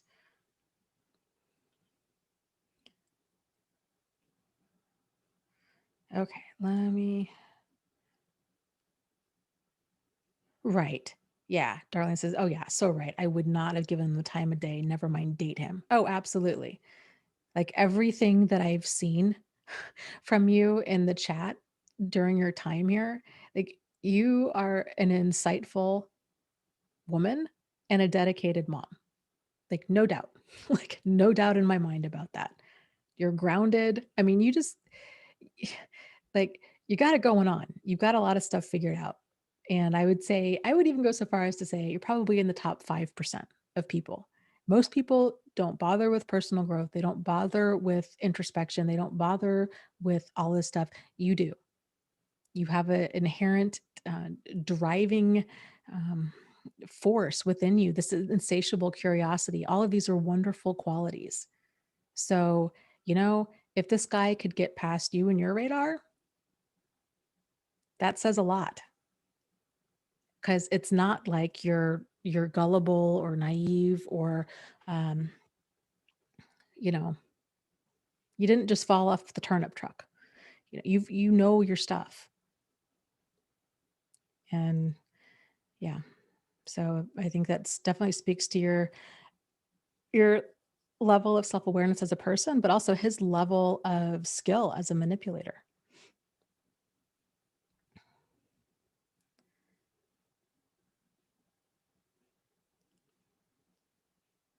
Yeah, Jennifer says, yeah, anyone can be duped.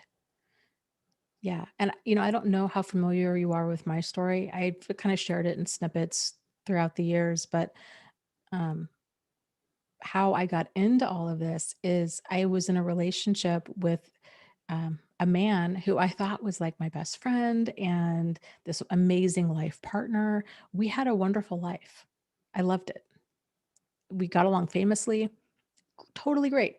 Like wonderful. I was even teaching classes at a domestic violence shelter on how to spot red flags and teaching classes on abuse and healing from abuse and all of this stuff. So you would think that if anybody would know, it would have been me. And and it wasn't. And I ended up stumbling across his double life, and it was lie after lie after lie. And I fully believe, because I was had reason to believe, um, that he was either drugging or poisoning or doing something to me at the tail end. And that was a huge, huge shock. And I spent years trying to figure all of that out, what happened and how could I have prevented it? What signs did I miss? And I was making myself crazy with that. And any little thing I would come across, my brain was linking up all kinds of incorrect cause and effect. And part of that was just that frantic trauma response, which is like the reptile part of our brain. And part of it was I didn't know. And that was terrifying to be able to have to go through something like that and be like, if I was in that situation again, what would I do differently? Because I really I felt like in order to protect myself, I needed to know that I would do things differently. And um, and that's terrifying to just realize there are some people in this world that say and do all of the right things. Thankfully, I think those kinds of people are few and far between. Like they're the minority. The vast majority of time, it's more overt. There are signs. So, but it's hard. It's hard to kind of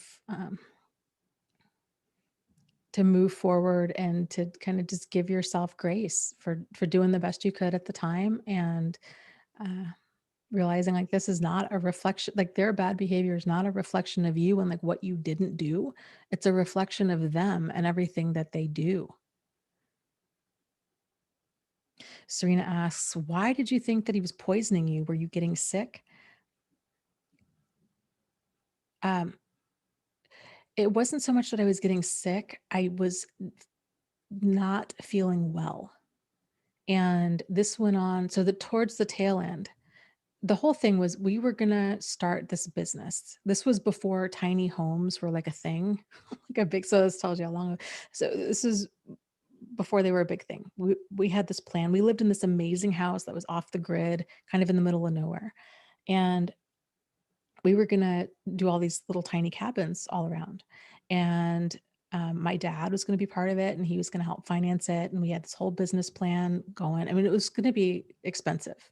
And since he was from another country, he couldn't take out loans. So all of this was going to be in my name. Okay. And basically me and my dad were going to be on the hook for all of this.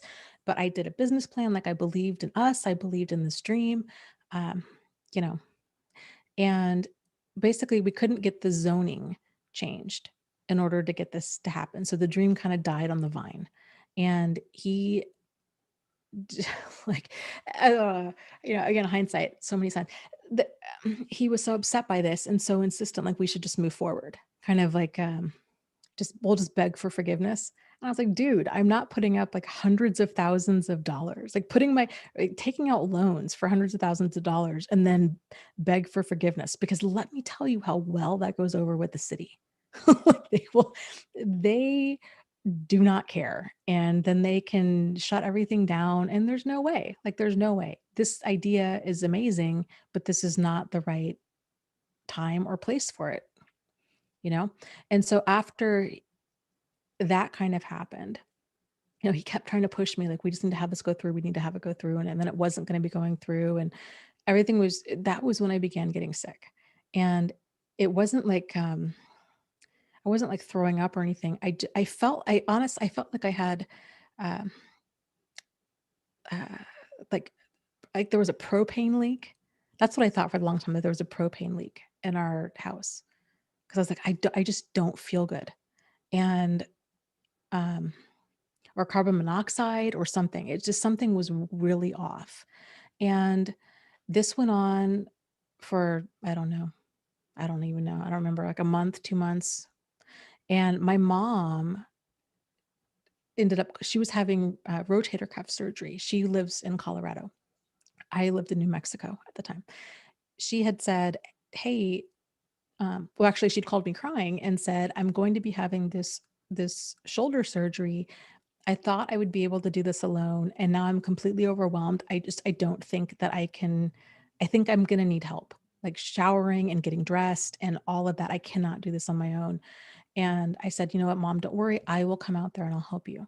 So I flew out there and I was with her for about a month as she recovered and did physical therapy. Cause rotator cuff surgery, you can't use that arm.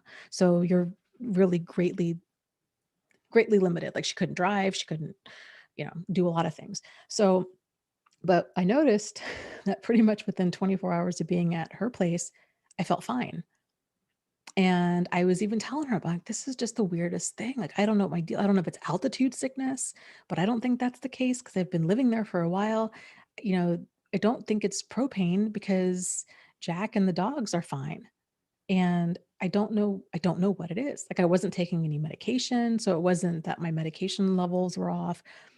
Um, and then it just kind of, as luck would have it. So during this time, I had been trying to sell a rental property that was not selling. This house, I joke about it. I'm like, this thing was built on an Indian burial ground, kind of like the house from Poltergeist, where it's like, like anything that could go wrong went wrong.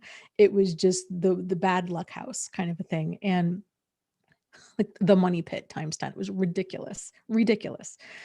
Um, and so stressful. And so, anyways, Jack and I had been going to this house and fixing it up. I had a tenant that trashed it. And so we were spending all kinds of time there fixing it up. One weekend I had said to him, hey, you know what? You've been working so hard. You're not getting a day off. And this isn't your problem. It's really mine. Have fun, go out with your friends, just do your thing, just relax.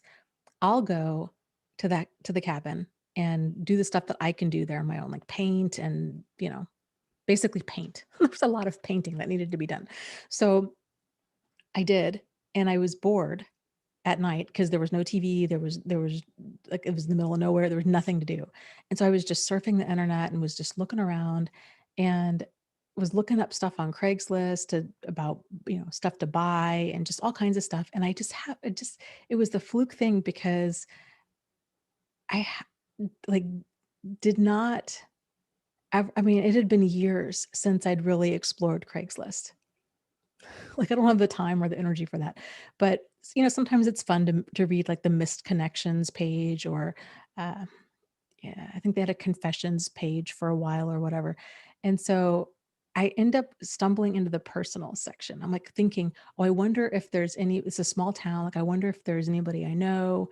Um, I wasn't looking I was in a happy, healthy relationship, or so I thought. I wasn't looking for anybody. It was just pure curiosity.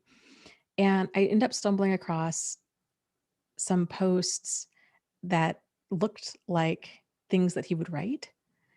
Um, Anyways, kind of long story short, that was pulling a string on the sweater that just led to everything was a lie about him. And then he had been sleeping with dozens, if not hundreds of people the whole time we were together from day one. And I called his ex-wife, and she'd only stayed married to him for 3 months before she divorced him. And she told me, she's like, he is not who he claims to be across the board. You would be wise to run and don't look back. And that's exactly what I did. And so, um, so yeah, so he married her for money. She made a lot of money. He married me for the money that he thought I had, which I didn't, which is funny. Jokes on him for that, because I was very honest about it. I had some rental properties, but my ex-husband and I, we were underwater with most of them. Like there was no money in them. But him being from another country didn't, I don't think, realized how mortgages worked. So I think he thought I owned all of these homes free and clear.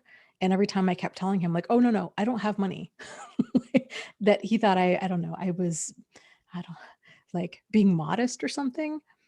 And I think then when he realized, oh no, this chick really doesn't have any money, that was when it was sort of like, I need to get rid of her. But how do I do this in a way uh, that he could, because I still had the ability to have access to money, like loans and, um, my dad and things like this. So yeah, yeah. So I think once he realized, oh, I can't really get anything out of this, then I was just slowing him down. So yeah, crazy, like Lifetime TV movie level crazy.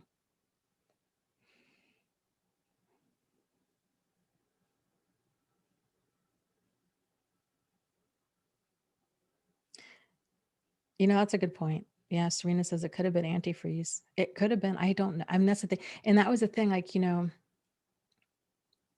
hindsight being what it is. At the time, he did all the cooking and he brought me breakfast in bed. He brought me coffee in bed. Um, I just felt so pampered and so lucky. Here's this amazing man. He's so good to me.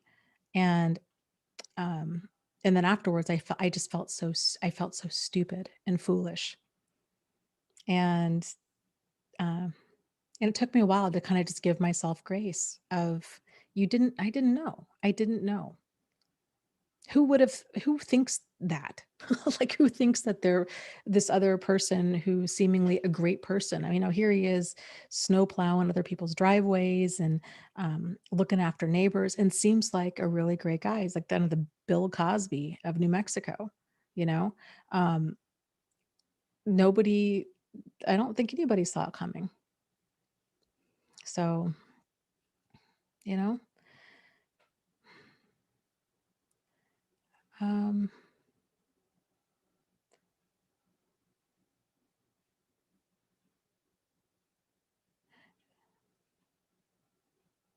Serena asked, did my body hurt?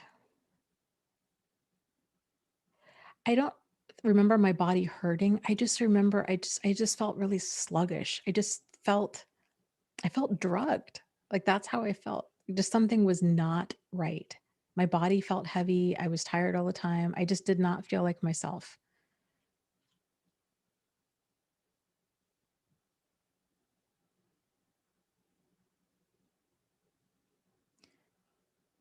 Yeah. Huffle Mom says, I think if you died from some mysterious illness, he'd have access to your properties. Maybe he thought he could sell them for cash.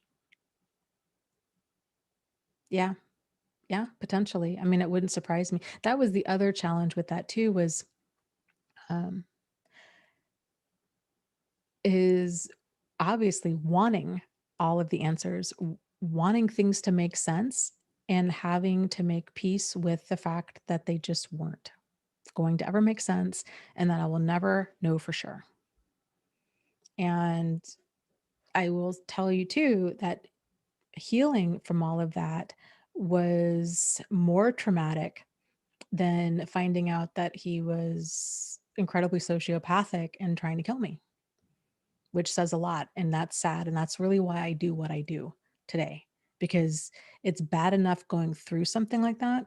It Getting appropriate, adequate treatment shouldn't be re-victimizing to people, or re-traumatizing, or as damn difficult as it is, because it is.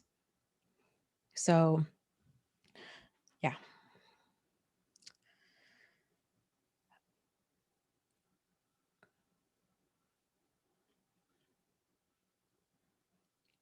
Mm,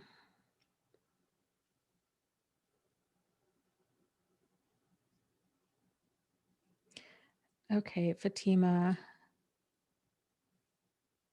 I think is talking about her. Oh, okay, real quick, Jennifer asks, Dana, did you go after him legally, or did you just need to get out of there and not look back? I didn't have anything to go after him legally for. That was the thing. So that weekend, so I was at the rental property that weekend, and I I ended up driving back. I think it was like a Sunday night. Drove back and confronted him and was full of a rage that I didn't even know I was capable of. I was so angry. And um it just was a bunch more lies. And I mean, it was just wild. It was just wild. It just caught me so off guard of, oh my God, like, who are you? Who are you? What the hell? Um, so when, and then like, there was like 2 days in there where I would think I was still in shock and I was just trying to figure out like what to do and what just, I was just trying to like wrap my head around everything. And, um, And then I don't even remember, like, there was something that he said where it just kind of showed, like, just his level of indifference, and I realized, "Oh my god, like, this guy doesn't, not only does he not love me, like, he doesn't even like me." Like, he's not emotionally invested at all. This was a total con game, and there were times, so I moved out, like, right away, and never talked to him again. Um, there were there were times, because again, everything was seemingly so amazing, and I had such cognitive dissonance with that and such a hard time trying to wrap my mind around it, that I would literally be in bed and just slapping my face, being like, "Dana, you need to snap out of it. You need to get in this, like, get your head straight and get going, because you who knows what kind of damage this guy's done to your, like, you need to put everything on lock. Like, you need to sign up for credit alert, you need to notify your bank, like, you gotta snap into action. You do not have time right now to, um, to have any feelings. Basically, like, you've got to get into action, to self-protective action, because what the hell, you know? Um, and that was really difficult." So, like, I don't know, it was a lot. I did call the police, I don't know, maybe the day or 2 after I moved out, and I'm sure I sounded like a complete, um, just I know, I'm sure it just sounded crazy to them, because it was just this, like, um, me frantically trying to describe what was going on, and, um, I was trying to explain, I just ended this relationship, and this guy's a double life, and everything is a lie, and I think that he might have been drugging me, but I don't really know with what, and um, you know, can we do a test? I feel like I need to do a test, and I'm just this franticness. And um, the officer on the other end of the line was just, there's kind of this what would you call it? Like, placating, almost condescending kind of behavior of, "Okay, ma'am, calm down, and, well, it's kind of been a while, and we don't know if there's any results, and, certain drugs are out of your system within 72 hours, and so there's probably nothing there." And it was just sort of like they thought I was being dramatic, was the vibe that I got. Um,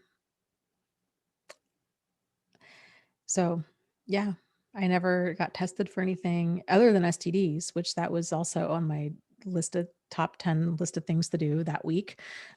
That was also terrifying and something I had to make peace with before I got my results. And thankfully, everything was negative. But like, I had to really make peace with the fact that things might not go that route. And um, yeah, it was a lot. It was just a lot. So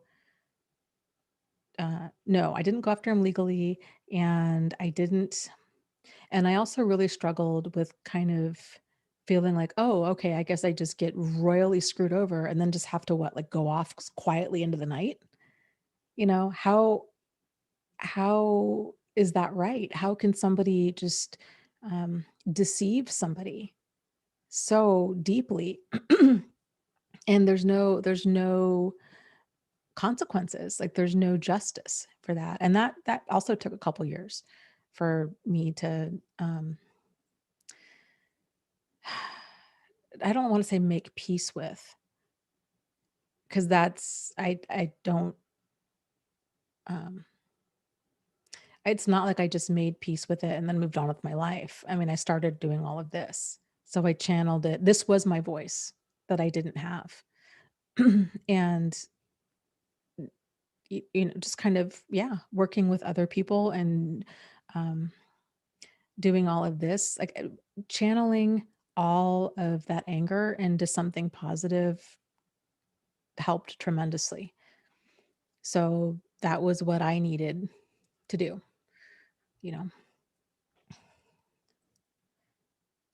But as far as like, getting out of there and not going back, I didn't, part of me definitely like wanted to go back and wanted to give him a piece of my mind. Part of me wanted to murder him. Frankly, I was so angry. Part of me wanted everybody to know, but then the like more calm part of me was like, Dana, this guy is dangerous and has no conscience whatsoever and no empathy and no remorse. And this is not the way. This is not the way to settle the score, because it's the risk versus reward is not there. So,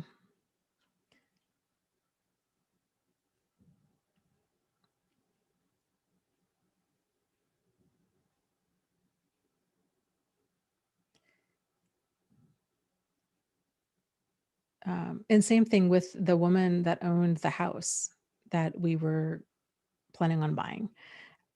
Calling her and letting her know I'm moving out, like I'm off, I'm done, like I'm not going to be paying rent.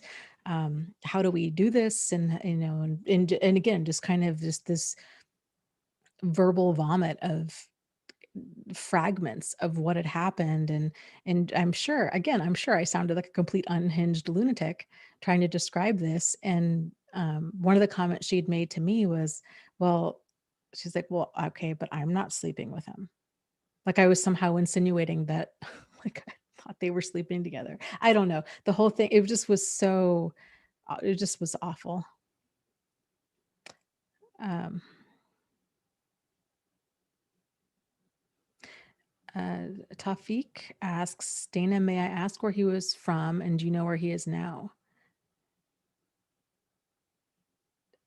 He was from Germany and I don't know where he is now. My guess is he's probably been run out of New Mexico by now. He doesn't tend to stay too long in certain states because you know, people catch on and you burn enough bridges to that level that, especially in a small town, people talk. So where he is now, I have no idea.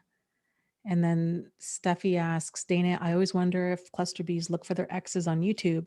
Do you think he knows about your channel? I don't think he knows about my channel. And it was something, and here's the deal too, because I've seen some people start like YouTube channels and they're very open about their experience with their ex, which I was tonight, but I especially was in the beginning in a lot of my earlier videos. Um, I just want to, I guess, make it clear. Now I live in another country, and um, so I feel relatively safe. I don't think he's gonna come looking for me. I don't think he's any of that. I don't feel like uh, I'm in danger, that kind of thing. I'm also not worried about him like legally doing anything, although that used to stress me out a little bit in the beginning because I didn't when first started my website and this YouTube channel, I really didn't anticipate like more than 20 people ever finding these videos. So I just, I just kind of made them like a message in a bottle. Like, okay, hopefully somebody finds this and it helps them, and then that's it. I did not expect for my channel to grow and for all of this to grow. That caused me a lot of anxiety a couple years ago when that really started happening. Um, like like a panic disorder level of anxiety. So, but nowadays, no, I'm fine. And if I were to hear from him legally, frankly, I'm at the point now where I feel safe and I'm far enough away and I've only ever said the truth. So it's not slander. Like, it's not slander if it's true. Like clean up your character. If you don't like people talking about you, then don't be doing bad things. But um, if you were to come looking for me legally, frankly, at this point in the game, I would warmly welcome that because I would get my story fully out. And um, yeah, I would have no problem with that. Before I'm just it's been like 10 years. I'm in a very different headspace and different place in my life and all that. I don't recommend people doing that if you know, um, if the person knows where you live, if they have the ability to get to where you are, if they, these kinds of things. Um, so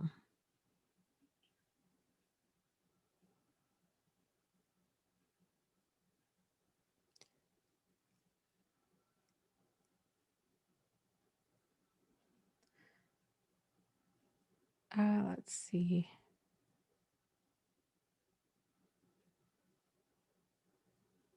Toughy Cast, do you think he watches or follows you like on the internet? No, I don't. I really don't. He's also older. So although he is pretty tech savvy, but I doubt it. So I think he's too busy having sex with strangers and manipulating people to be following, you know, to be watching YouTube. So yeah, I'm not, and that makes me sick to my stomach to even say that, but that's true. Connected asks, is there an internet narcissist list? I have a few names to add. I have thought about this over the years. Like, wouldn't it be great if they had like a Yelp type website, but for people where you could write reviews? The thing is, though, if you play on the surface, I think that sounds like a great idea, right? To have kind of some sort of watch list of people, but play that scenario out. The reality is, I think how that would play out is the people that were truly dangerous, there there would be very few, if any, people that would write reviews about them. And then you'd have the opposite of them kind of threatening people, or if they were super manipulative, them being this amazing, charming person in order to get good reviews. Kind of like that Black Mirror episode about um, with the wedding where she's trying to get all this like social media points kind of thing. Like you would get people that are working hard to kind of work the system. And then you'd also have exes that are bitter and jaded. And keep in mind too that narcissists and sociopaths feel like the victim. So I'm sure in part, if you were to ask him his side of the story, he would probably paint this whole story of that he did so much for me and that he probably saw me as, kind of, I don't know, mooching off of him, even though I was paying my own way easily, or comfortably, but that he was doing so much for me. It's that entitlement mentality. Like they have a very skewed worldview. So, um, yeah, it's like, well, here's another example with his ex-wife. When I talked to her, I asked her because his original story was that he caught her cheating, and um, through all of her stuff, no, that he caught her cheating and then he moved out. That was his version of it. When I talked to her, she's like, no, she caught him cheating, like webcamming. And again, they were married, 5 years or so before I even met him. So it's 15 years ago when webcams weren't really a thing. He, she caught him webcamming and like sex camming and stuff with people. He got like a week or a couple of weeks after they got married. Then her friends saw him on Match.com, and so then and he of course always had an excuse. Oh, I forgot to delete the profile, and I didn't this. It's excuse. And then they threw away the webcam, and he agreed he'd never use it again. Blah blah blah. And then she found the webcam again, and then there was something else. Maybe it was her friends found him on Match after that point or something, but she realized like this guy is a pathological liar. He'd quit his job after they'd gotten married. And so she was paying for everything. And he's no, no, he told her that he'd gotten fired. That's what it was. And maybe he did, but she was paying for everything. So he was very much looking to be a kept man kind of a thing. And that scenario was very similar to my experience with him as well. That it's same. Like he'd told me he got fired. I was paying for everything. Um, you know, just this kind of thing. So I forget where I was going with that. So his point of view was that she cheated on him and then he left. The reality was she caught him cheating on her. She confronted him about it. And she thought at the time, well, they had a ton in common. They had, a lot of fun together. Like everything seemed to be great. She thought, well, maybe he just married me for citizenship. And she told him, she's like, I'll even stay married to you until you can get like your green card or whatever. But like, we're done. Like, we're not married. Come on, like the gig is up. So let's just stop pretending. And, he was, oh, no, no, I love you and blah, blah, blah, blah. Well, she was like, no, no, I'm done. Like, I'm legit done. And she she was, meeting different men and going on dates and stuff. And then he found out about it, flew into a rage, and then threw all of her stuff out of her home, basically. And that was when she realized, like, you've got to be kidding me. Like, I catch you cheating. All of this was a lie. And you're mad. That you're mad because why? Because I don't believe you anymore. It was just outrageous. So that's the thing. So if you did an internet list of these kinds of people, you would be getting a lot of them that would be painting themselves as the victim. And I don't know, like that could just backfire in a dozen different ways.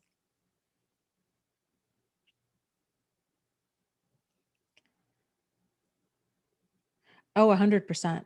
Tafik says, Dana, from your experience, do you think some of the people talking about narcissism are narcissists themselves? Yes, I absolutely do. I absolutely do.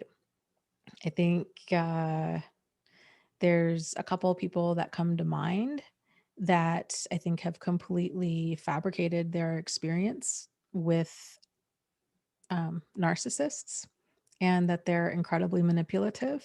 And, um, you know, so it's the internet. Anybody can claim to be anybody or anything on the internet. So it's, I think, important to just proceed with caution, a healthy degree of skepticism.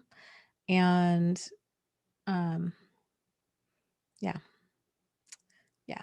And that's really wild when you realize that there are people in what you would hope to be a helping community that don't see it that way, that see it as, wow, this is, it's kind of wolves licking their chops. Like, ooh, yum. Here's a bunch of vulnerable people. I'm just going to go to town.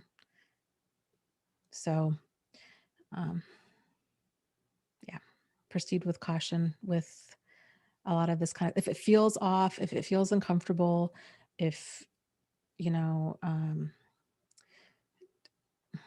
I guess just don't believe everything that you hear. And uh, yeah, yep.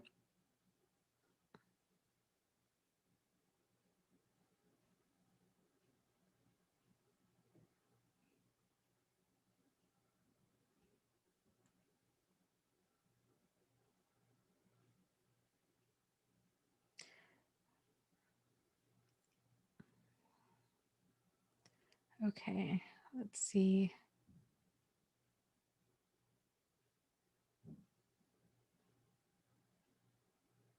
You know, Fatima says, sometimes I worry if I'm the narcissist and I'm actually the one distorting people's reality. It gets really scary and dark.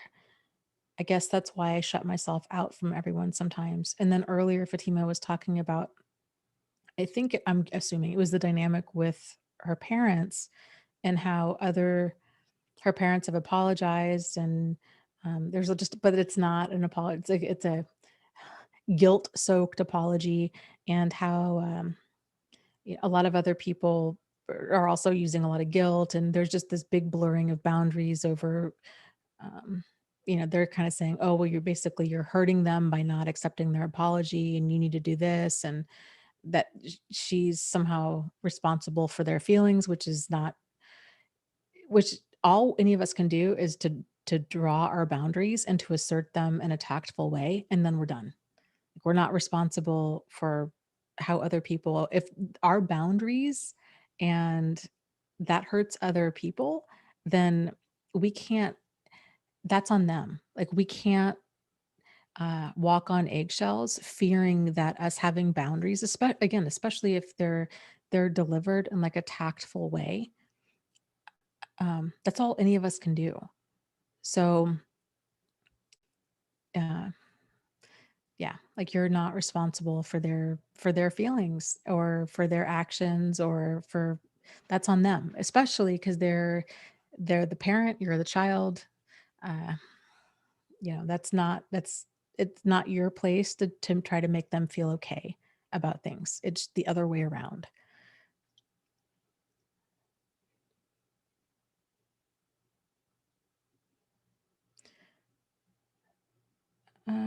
Let's see here.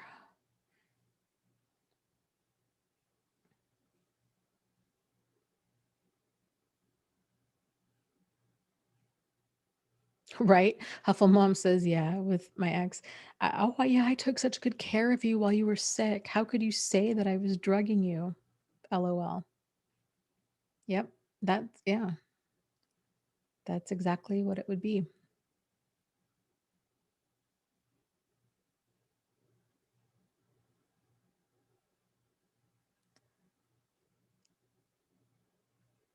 Jennifer says, oh, yeah, that Black Mirror episode was so cringeworthy. It really was. And I think part of the reason it was so cringy, it was like, oh man, I don't think we're that far from that. That's just a few steps to the left and we're there. That's scary. A lot of those early episodes, like season 1 episodes, were fantastic. They were so right on of, oof, yikes, we could get there.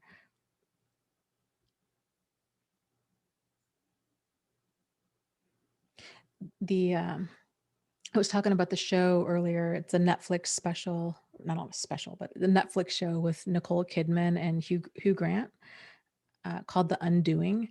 And again, spoiler alert, but she's married to a very sociopathic man, and he's just schmoozy and charming, and they seem to have this amazing relationship and all of this, but he's just double life galore, and then ends up being um, the whole movie or series revolves around him being the main suspect in a murder. And it's a good show. It's a really good show because I think it's one of the the only shows, frankly, that I've seen a sociopath portrayed uh, in this kind of a way. Because normally they're not, like, they're portrayed as kind of this dark figure. Again, this kind of stereotype of the obvious. Okay, the brooding dark figure in the corner, kind of twirling his mustache, or the woman who you can just tell, like, these people are just trouble. You can see them like the wolves in wolves clothing, kind of a thing. And this show isn't that, and I really appreciate it for that reason, that it shows um and they're actually the original title of the novel that the show is based off of, the the novel is called something like I Should Have Known or You Should Have Known. And it's because the character Nicole Kidman's character, the wife in the story, is a therapist.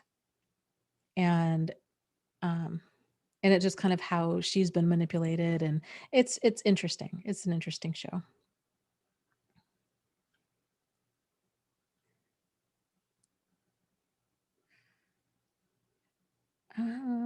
Let's see. No, I haven't. Kinda says, "Have you seen the show The Shield?" It's another example of a narcissistic person. No, I'll have to add that to my list. I feel like I've running out of good shows to watch. If anybody has any recommendations, no matter how unrelated, actually, probably the more unrelated to this, the better. I am definitely up for them.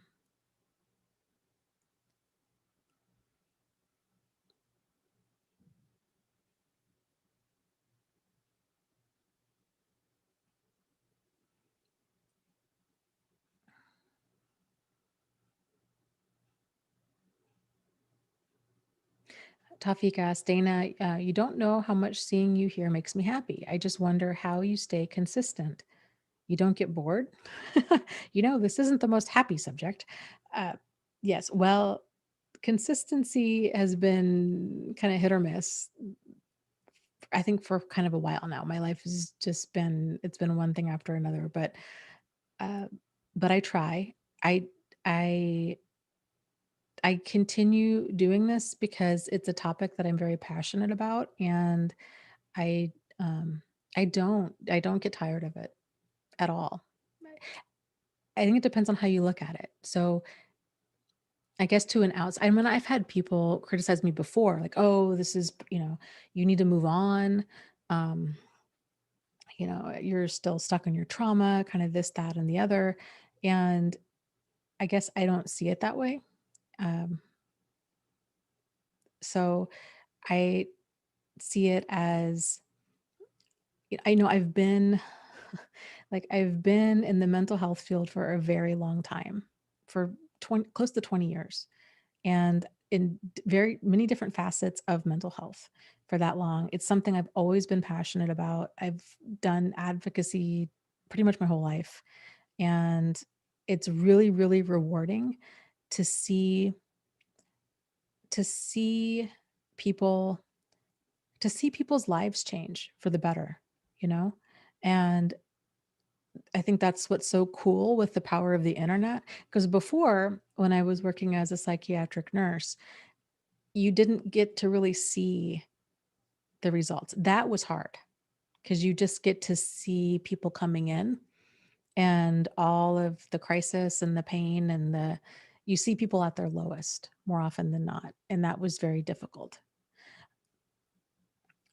Um, but in this type of dynamic, it's that instant gratification of, wow, this person, and it's been very educational for me too. So I love this kind of group dynamic because people will ask questions or they'll mention things that I've never heard of or I've never thought about in a certain way, or somebody will have an insight um, based off of something I say or somebody else in the chat says, or they share a good book. It's just that stuff is just really cool. So um, yeah, no, it doesn't get boring, and kind of self-awareness type topics. Like, this whole topic is so huge, and it definitely doesn't start or end with narcissists. Like, that's the entry point, I think, for most people that have gone through some, like, deeply devastating relationship.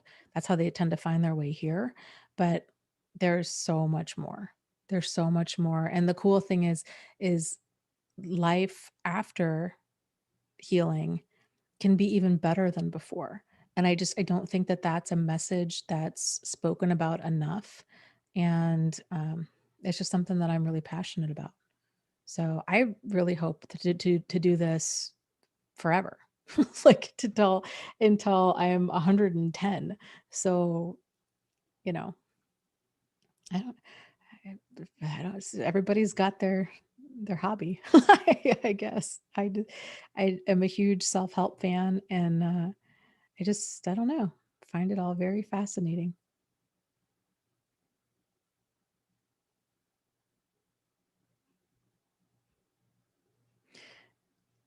Um, Elizabeth says, when someone doesn't respect my boundaries, I can already see the end of the relationship coming. I've been there so many times before. Yeah. Especially when they know where your boundaries are and they continue to disrespect them. I'm with you. Like, that's a pretty clear sign for me of, because really, if a person doesn't respect your boundaries, they don't respect you.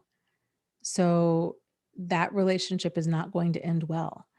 Um, and more than likely, will end. It'll either, uh, they keep disrespecting you and it gets to the point where you're like, I'm just done. You know, I don't know. Yeah, that tends to happen. Or just that level of disrespect, then they just end up moving on themselves. So, yeah. Oh boy. Joe asks, do you believe narcissists are possessed by demons or spirits? And thank you for the super chat, Joe. Um, how do I answer this? I can see why people believe that narcissists are possessed by demons or spirits. But frankly, I think human beings have the inherent capacity for uh, evil without the help of the supernatural. So, what when people are describing, when the words people use to describe like demons, like evil or blackness or darkness or cold, cruel, all of that kind of stuff, that we tend to associate that with like dark energy or demons or these kinds of things. Um, but I think really what we're seeing is it's it's a lack of empathy and it's a lack of sincere emotional connection to other people, and those kinds of traits, that lack of remorse, that the the manipulative behavior, all of that stuff, it's so far away from how we normally understand human beings to be, because most normal decent people are normal decent people, and they have those traits to some level. And when you come across somebody who you're like, wow, what on earth, it's um you just see, you see hatred, you see rage, you see just maliciousness, that kind of stuff. I I think what's scarier than it being caused by demons or spirits is the fact that I really feel like that's just the result of a deeply unhealthy ego, and it's 100% a human thing, which is terrifying. But yeah. So I think when people, again, I think people talk about this person's possessed by a demon, this person's eyes were black. There's a lot of like science and psychology that can explain a lot of that away. So when a person, for example, when a person's eyes, and I've seen that, when they go full black and they seem empty, just those dead fish eyes. Really, what that is it's adrenaline. So when a person goes into like that fight or flight mode, their pupils get larger. So, um, pupils dilate. There's all kinds of physiological changes that happen when a person goes into fight or flight. And generally, when you see uh, that lack of empathy, it tends to correlate with, there's a lot of anger that drives that, and a lot of disconnection, and a lot of entitlement, and kind of these, um, you know, kind of ugly traits. And it comes across as evil, or as what we would define as evil. Manju asks, are love avoidance narcissists? I think some are and some aren't. So, uh, not every love avoidant is a narcissist, and not every narcissist is love avoidant. Well, yeah, I would say every narcissist is love avoidant, but it depends how you define love. So, there's a lot of terms that I think, can and do trip people up. So, there's people out there that, due to any number of events, become love avoidant. They don't want to connect with anybody, they don't want to bond with anybody, or maybe they even do and they just feel like they can't. That tends to be a very common trauma response. And it's also in a part of an attachment style. So a person could have that from childhood, where they just don't. They have that avoidant attachment style. They just had a parents that weren't there physically or emotionally or both. So they just don't bond effectively with other people. But not everybody that has an avoidant attachment style is, um, malicious or hurtful or, um, you know, takes it out on other people, like wants to, sadistic or all of that. Like some people just get hurt and they just pull back. Um, a good example, I don't know if I should say this. I have a family member who was engaged in high school, and her uh, fiance died in, I think it was a motorcycle accident. And she's now in her late 70s. She's never dated anyone since. Never had, that part of her just basically kind of died with him on that day. And she's so loving and giving in an arm's length kind of way, but she volunteers. She's such a good person, but she is very avoidant when it comes to getting close to other people. And my money is on that event being why. But with narcissists, you could say, yes, all narcissists. I'm trying to think if even that's accurate.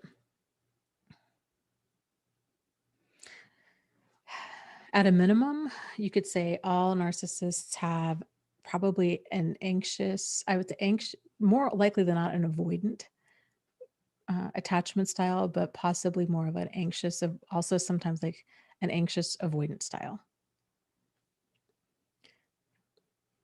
But they don't bond with other people. There is no deep connection. They move on quickly. But the difference with kind of the narcissist level of avoidance and like a kind of quote unquote, or I should say like a non-narcissistic level of avoidance is the level of self-absorption. And even still, like, I'm trying to think, what was that movie? There was a movie that came out, I don't know, 5 years or so ago. I forget the name of it. It was about the guy who developed like this code cracking system for World War II.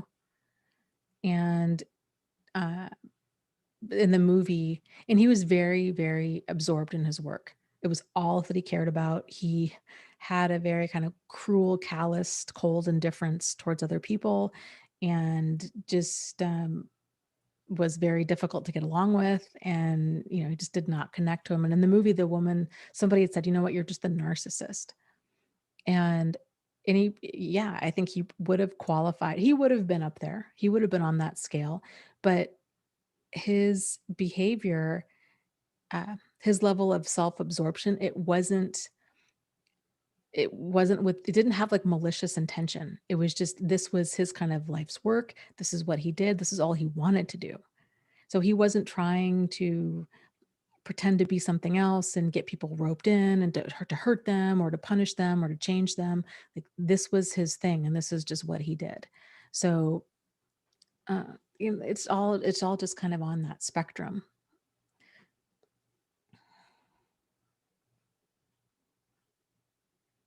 Alan Turing, thank you. Bricks and Feathers. Yeah, great, great movie. If you haven't seen it, I highly recommend it. Alan Turing. I think it was just called the Turing game or something like that. Turing something or other. The Imitation Game. I was way off. Thank you, Jennifer. The Imitation Game. Yes, fantastic, fantastic movie.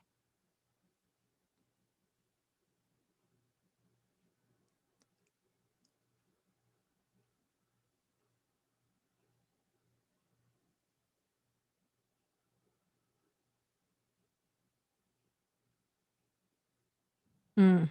Kenneth says, I felt like my abuser was possessed when he literally burned baby gifts he'd bought because I refused to let him see my kids. And my family felt sorry for him when he did that. Yeah. I completely um, can relate to that feeling of thinking this person's possessed. I dated a completely psycho guy when I was in high school. I still, this is what, 30 years later, still feel uncomfortable saying his name out loud.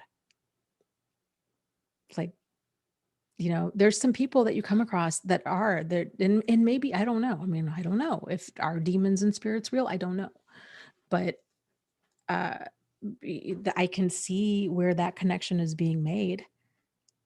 For those of us that have seen that, like th- that terrifying realization of this person is not a human being as I understand human beings to be. There is no reasoning with them. They're like the Terminator. Like there is no reasoning with them. There is no, they don't care.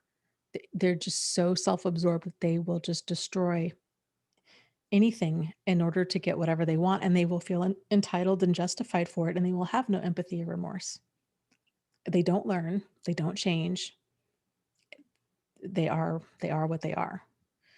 And this was another reason I liked that Netflix show, The Undoing, is they showed that of how this guy was just destroying, emotionally destroying the people around him with he just didn't care. And yeah, it's just jaw dropping because I think normal decent people, excuse me, tend to think that there's got to be a bottom, right? Like everybody's got to have their cutoff line of things, like lines they won't cross. Like, okay, maybe you're mad at me, but surely you wouldn't hurt our children, or surely you wouldn't do. And it's just wild to realize, oh my God, no, like there's no depth, there's no end to the things that they won't do. It's I think the case of Chris Watts is another great example of that. You know, it's one thing to, and I don't, this is going to sound horrible, and I don't mean it to sound horrible, but it's one thing to be having an affair, and um, it's horrific enough to murder your spouse, to murder your wife, and be like, God, I'm just done. I want out of this. And I'm not like excusing that or saying that that's somehow like justified. It's absolutely not. But it's one thing for a person to be so screwed up pathologically to do that, but it's a whole another level to then go murder your 2 kids. Like that's just jaw dropping, you know? And that's the thing. As again, most normal, decent people tend to think, well, surely he wouldn't or she wouldn't do this. Um, I can't believe he would actually beat her up because she was pregnant. Or there tends to be, we tend to project uh, our morality onto other people, and that can be very, very dangerous because everybody is different and everybody has their own line. And with people who have consistently shown you that they do not have anywhere near the same set of morals and values that you do, it's time to run. It's not time to assume the best in them. Like there is no value in seeing the best in somebody who has proven themselves to be predatory. Again, that show, That Undoing, I I kept screaming at the TV, like, "Lady, you gotta wake up. You gotta wake up. What are you doing? What are you doing?" This guy, and of course it's just a show, and of course I'm the outsider. It's different when you're in it. But this guy was so predatory, and she kept wanting to hold on to the man that she thought she knew and the life that she thought they had, and was continually, um, kind of doing these very irrational things because she just was so spun around, not knowing which end was up and what was going on, and all of it. Crazy.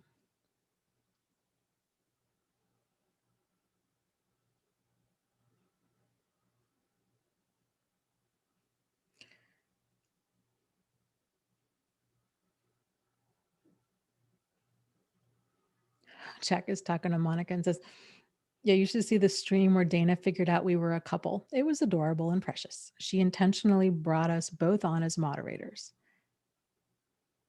Yes. I think you guys are adorable and precious. And I don't mean that in a condescending way at all. I think you guys are fantastic and true role models for couples and just people, people in general. You guys, I don't know. I really think the world of both of you. You're so just open and honest and assertive, and I mean, not even to mention everything that you do here in the chat, which is wildly appreciated by me and I'm sure everybody else in it. But yeah, I just think it really goes to show, it's not about finding like that perfect partner. It's about finding that partner that you can communicate with. And um yeah, I think you guys just do that in spades and it's awesome. So,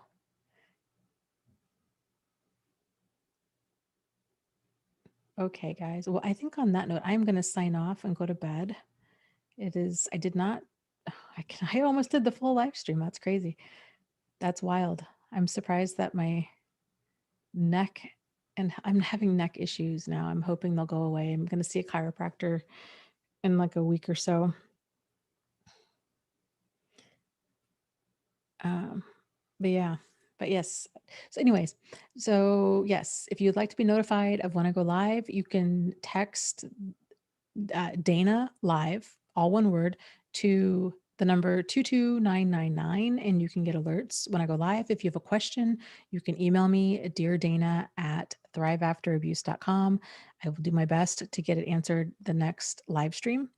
And I guess that's it. So you guys have a wonderful evening, and I will see you next week. As always, just lots of love to you guys. You are not alone. You are not crazy, and you really can move forward and heal from this. So take care and just lots of love.